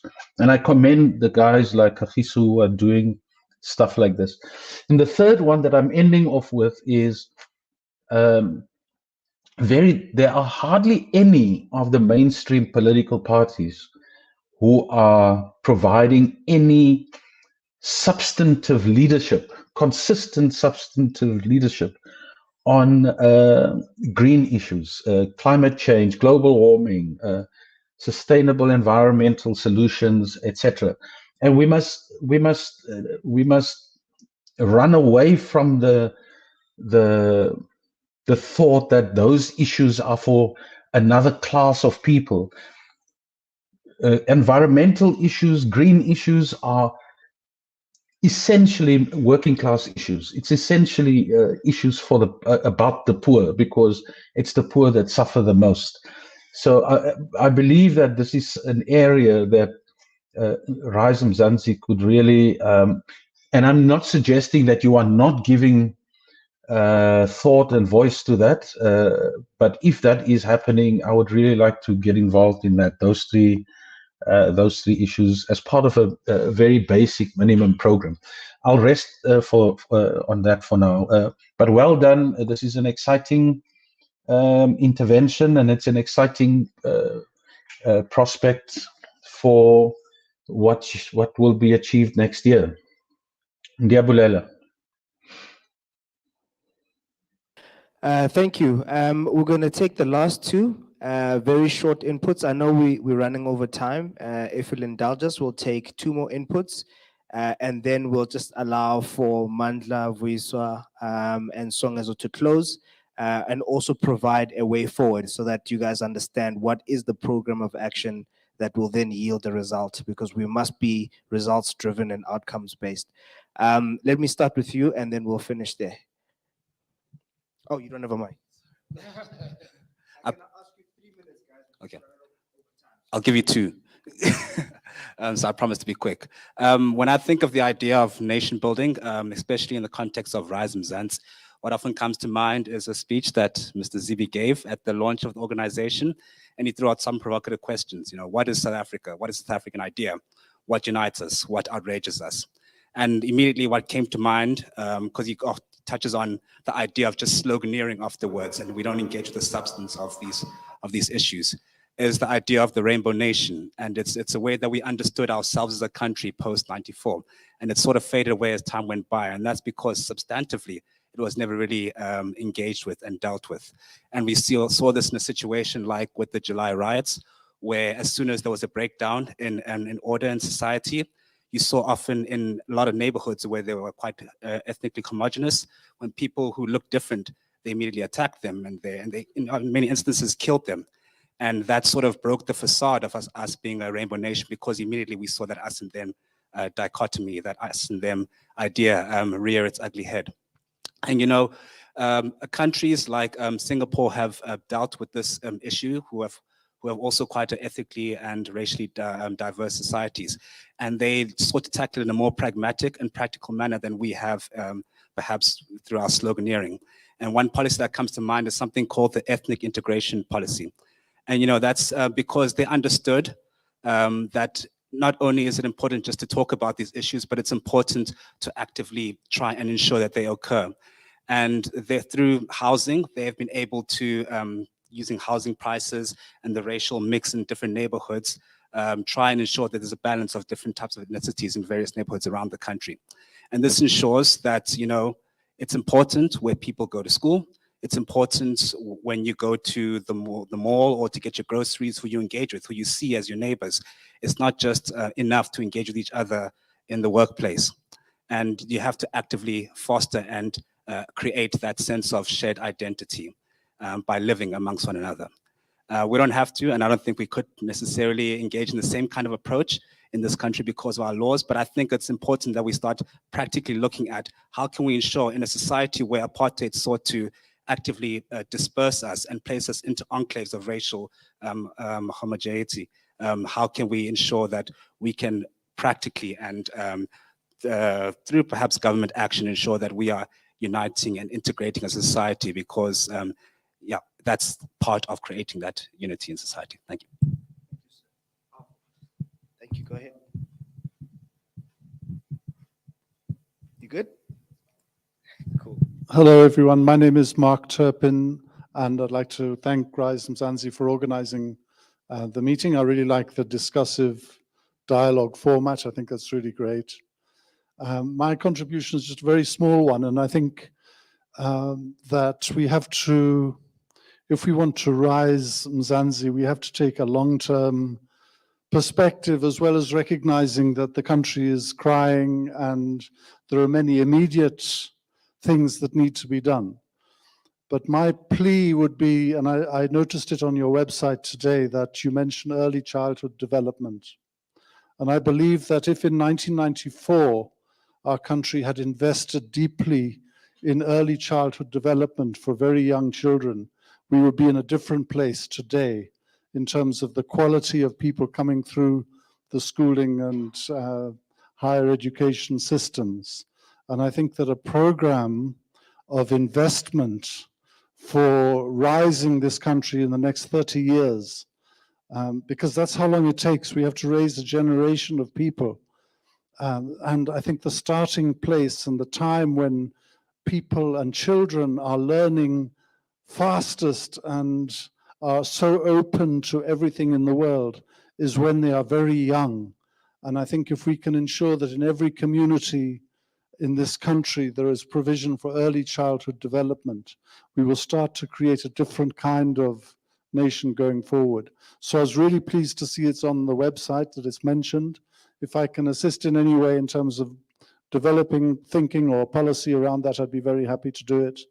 And I believe that I'm standing on the shoulders of other people, as we all are, in this plea that if we take this focus, we will maybe not today, maybe not tomorrow, solve all the problems of our country, but we will build a generation of people who can and who will have the strategic thinking and the capabilities and everything that is needed to build our country and really rise Mzansi in that sense.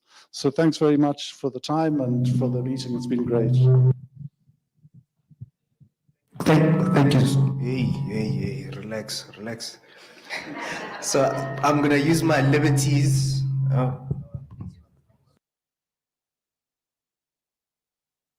I'm gonna use my liberties to add VAT. You know that 15%. There's one more contribution. That's our VAT for today.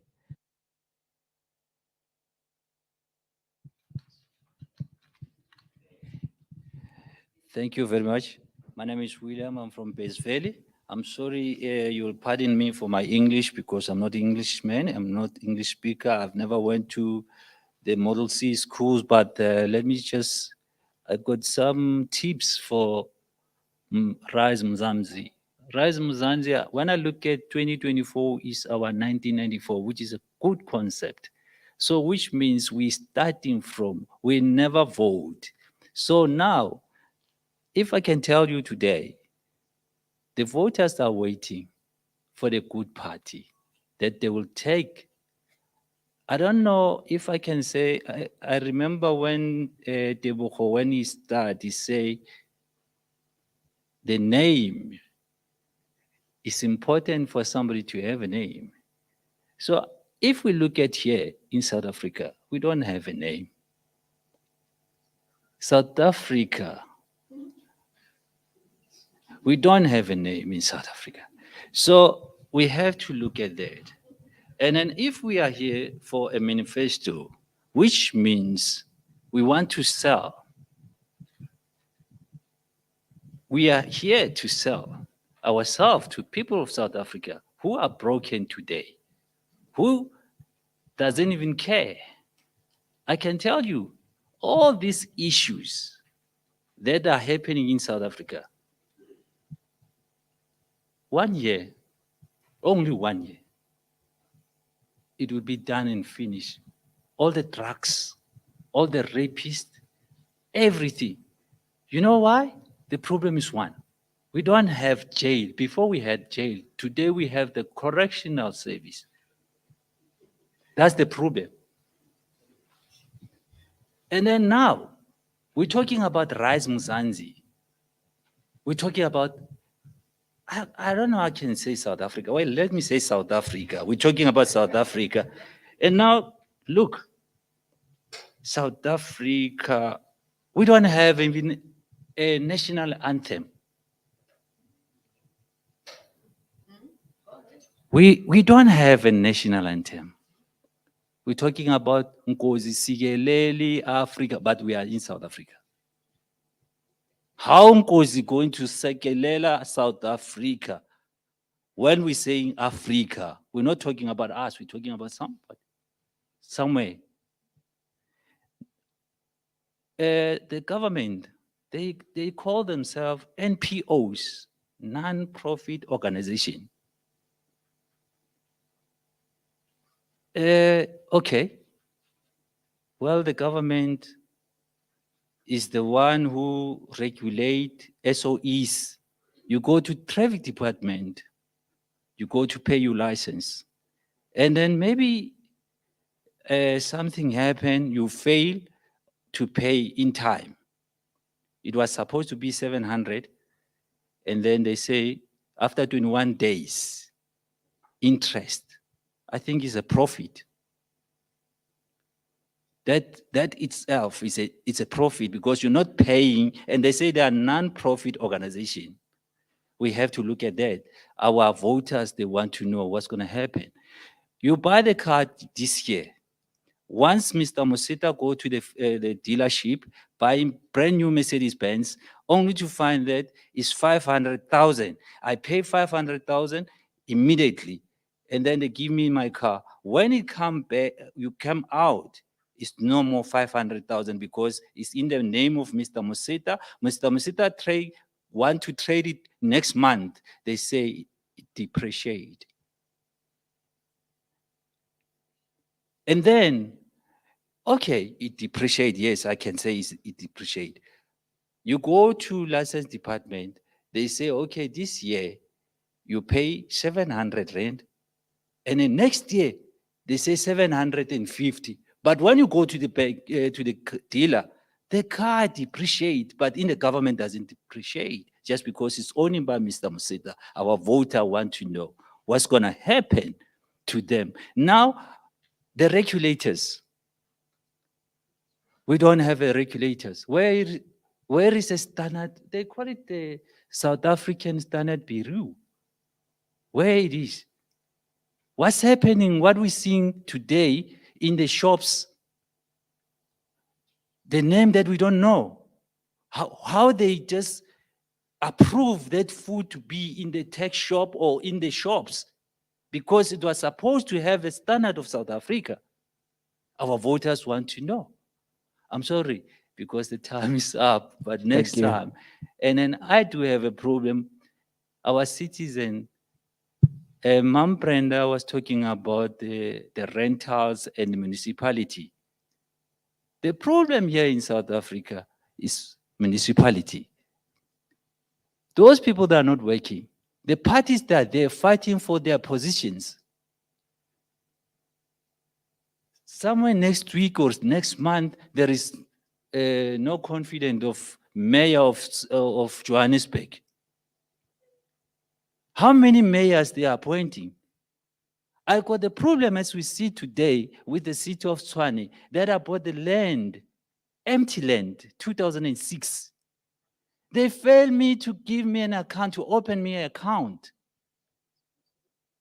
And now, just because I don't know what was happening, they allocate me an account for somebody that I don't know is not existing.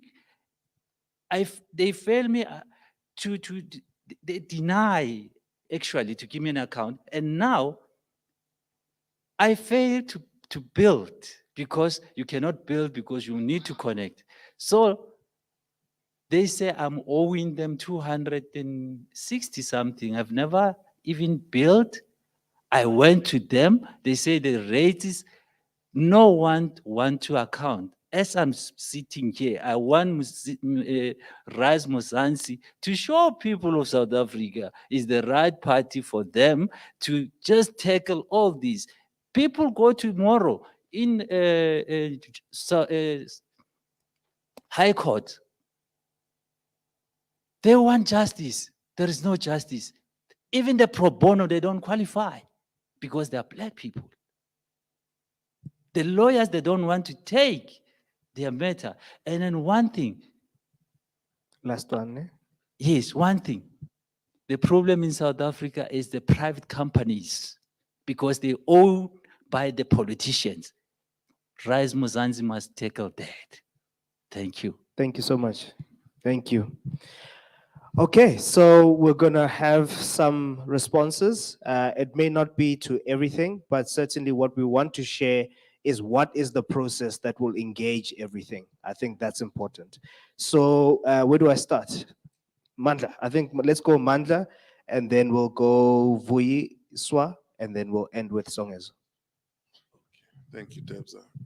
All right, I mean, a lot has been said. As Debza I said I won't be able to respond to everything, but there's quite a lot. I think many important inputs made.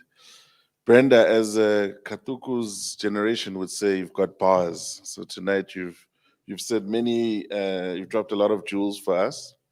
I think one thing you said, a working South Africa, that's important on two levels, right? A South Africa that works, that functions, and a South Africa where people work. You know, the NDP did a diagnostic. Before they came up with the plan, they did a diagnostic. And the very first problem they identified is that too few South Africans work. Only about half of adults in this country work. It's about an opportunity to have a livelihood. It's about the dignity of work. It's about the independence that comes with work. So I think that was a profound statement for me, a working South Africa, a South Africa that works. And we need to be visionaries. To your point, this is an opportunity to imagine, to think about, to question everything, and to think about what changes we need to put in place, what we need to build to get to the South Africa that we deserve. Susan, thank you for previewing our future roundtable on political economy. You started to allude to one of the core questions of political economy, which is how do we create wealth? Well, I'll say very briefly, I loved your political analysis on some of the different parties. I'll join you in doing a very 30 seconds of political analysis. The EFF has no concept of creating wealth. The EFF's concept is we're just going to redistribute. I can tell you right now, there's not enough wealth in this country to redistribute. One of my development gurus, who I won't name, because I don't know if you'd want me to share this, but he says, tell me a country that talks about how rich it is in natural resources and I'll show you a poor country. Basically, I think South Africa's GDP is about 6 trillion rand. We have 60 million people. If you divide, that's how much money how much economic value we generate in a year. If you divide it by 60 million people, it's 100,000 rand each, every man, woman, and child. Not bad. For some, but it's not what I think we imagine when we talk about prosperity, right? So do we need to redistribute? Do we need to address inequality? Of course. Do we need to address economic justice, to Katuku's point? Of course. But we need to create prosperity. We need to grow the pie. We need to create more opportunity. But that's our future political economy roundtable. Mitchell, what do we owe our descendants? Very important point. I mean, I think that's an important lens to take. I think one of the things we do need to think about is, and I'm not a sort of orthodox fiscal person, but we do need to think about public debt. When, it's one thing as a nation to borrow money to invest, to create the possibility of expansion, to invest in human capital, in infrastructure, in developmental projects. It's another thing to do back to my political analysis. Moletsi Mbeki gave a very important lecture in about 2012 where he said, and I quote, the ANC knows nothing about production, it only knows consumption. The ANC also has no theory, no idea, as has become evident, on how do we create prosperity. They just know about consumption, consuming what exists, tenders, looting the state, picking it clean. I mean, Sis Brenda talked about gender. We talked about, there's a woman named, what is the lady's name who was murdered for uncovering corruption?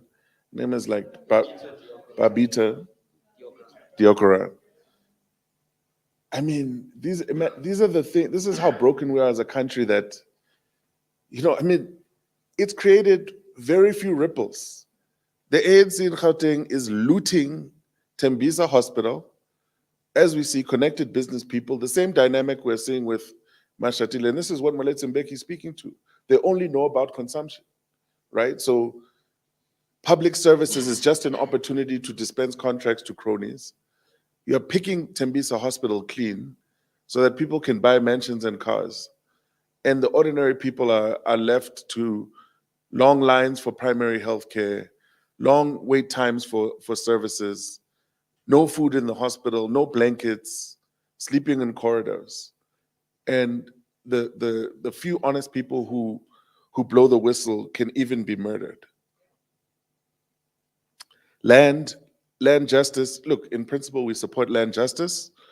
I think our task over the next 2 or 3 months is to pull together the best thinking about the most responsible way to conceptualize a land reform and land justice approach. I think I'll leave it there. We need to be imaginative in our thinking. Sis Brenda talks about working time. I mean, this is an opportunity to rethink what are the things that we need to rethink about the way our economy functions, the way our society functions. And as a late riser, the tyranny of early birds, you know, these people that act like you're a hero that schedule meetings at 7:30 and 8. Anyway, no, it's a problem. Okay. Lolo, racially diverse community is very important. I think, you know, we need to rethink our cities. We need to rethink our human settlements. I mean, you know, this is what I mean about to be a visionary.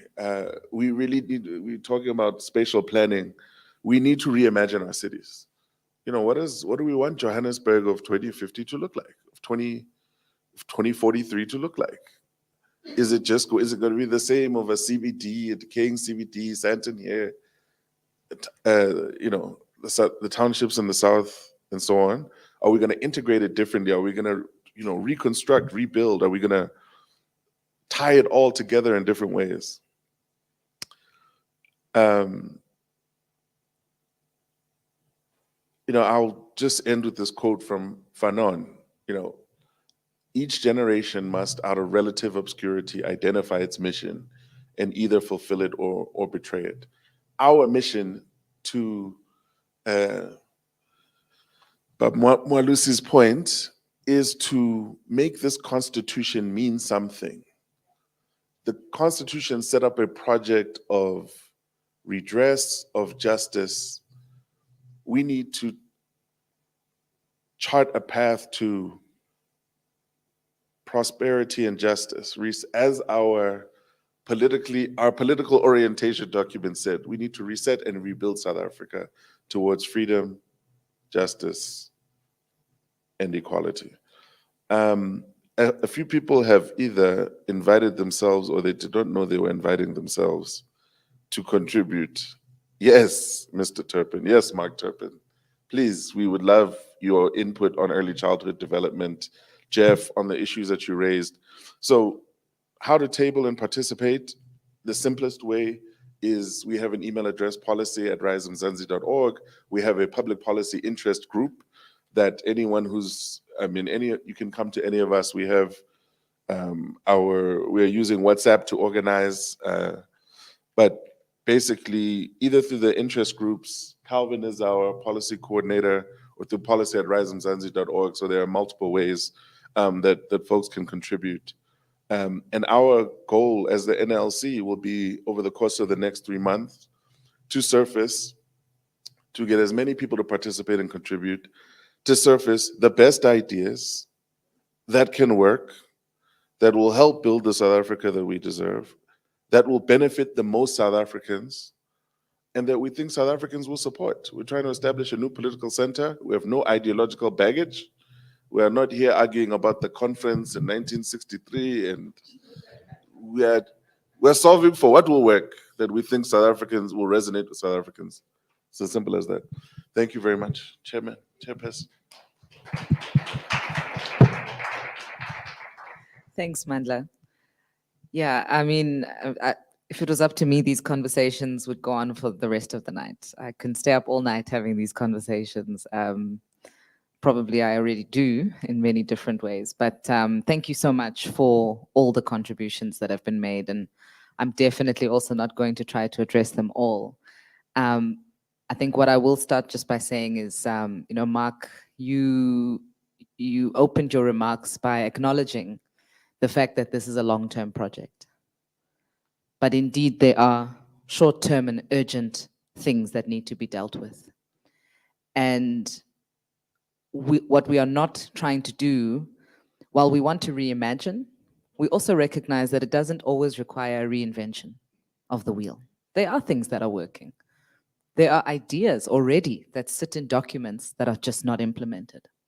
So as Mandla has alluded to, ours is to pull the best out of everywhere. And it doesn't have to be either or. We have to be able to think long term. We have to allow ourselves to dream and to envision what is possible. If we cannot do that, we really cannot build a country. But whilst that's happening, we have to be doing the work. And that is an integral part of how we are organizing, even on the ground right now. So we have made it very clear in all of the communities in which we operate that our project is not simply an electoral one. Yes, we want to win. Yes, we want votes. And we expect each and every one of you to help us go and fetch those votes, because we don't get to bring these ideas to fruition unless we get the votes, right? So that's a fact. But before even May 2024, we have an opportunity to start to be the change and implement some of these changes at a small scale now. And we call that in our world micro actions. The macro comes about from the micro. So we encourage every single person who walks out of a RISE room to say, great, I'm interested in early childhood development as a macro need. What does that mean in its most micro format, and how can I take that first step towards that change, even if it's one child in your community or one school that you want to support or one of those things. And the more of us do that, the more we start to see that change manifesting before us every day. So that's that's my call to action, to say, let's think long term, but let's also be in the now and be willing to be and drive the change today. The other thing I wanted to just acknowledge, which was not actually by design, but is such a beautiful testament to what this project is already doing, and the impact that this project is already having. This room, actually, and the look of this room and the people in this room are a microcosm of South Africa. We have everybody in this room from all walks of life. And I deeply appreciate that, because one, it reinforces the fact that, you know, the dream that was of a truly inclusive, non-racial, non-sexist, all of those things that we aspire to, it can still be. And when we talk about non-racialism, we don't talk about it just cosmetically. It is exactly what this room has yielded today. It's about a country where every single person has a voice and every single person has a stake in crafting the future of the country, and obviously in enjoying the benefits of that country. So what I'm encouraged by, as I'm saying, is this room, and I'm hoping that we can have many more of these conversations in these types of inclusive spaces, and that even when you go back into your, well, as we all go back into our silos, we must be intentional about catalyzing these conversations wherever we are. And then I think, you know, I was also itching to make my own inputs as people were going, so I'm not going to do that, but I just want to leave some questions to say, in this topic of nation building, what's been interesting to me is the question of language has not come up significantly this evening. I think it's something we have to think about as a country. What is the role of language? And how are we going to deal with language practically? We've all been speaking English to each other because it's the language maybe that we see as the unifying language.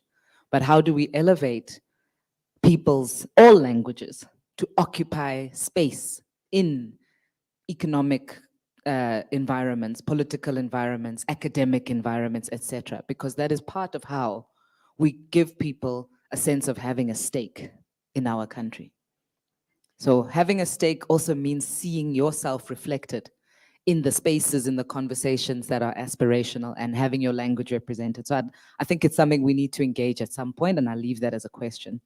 And the question also around race and the classifications of race, the terms, the way we identify ourselves. We haven't had that conversation.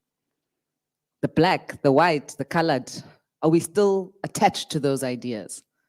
And if not, what does a united classification system maybe look like? And I think these are long-term conversations in nature, but we cannot even begin to have nation-building conversations without addressing some of the very issues that got us here. And but I welcome, these types of conversations that can happen in safe spaces. And I think, again, my challenge to you is let it not end here.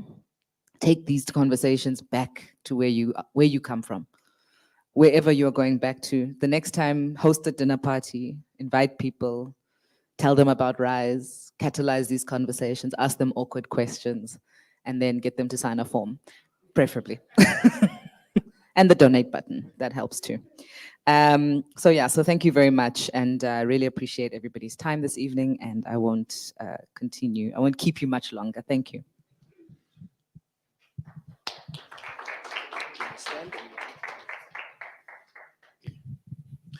Thank you very much.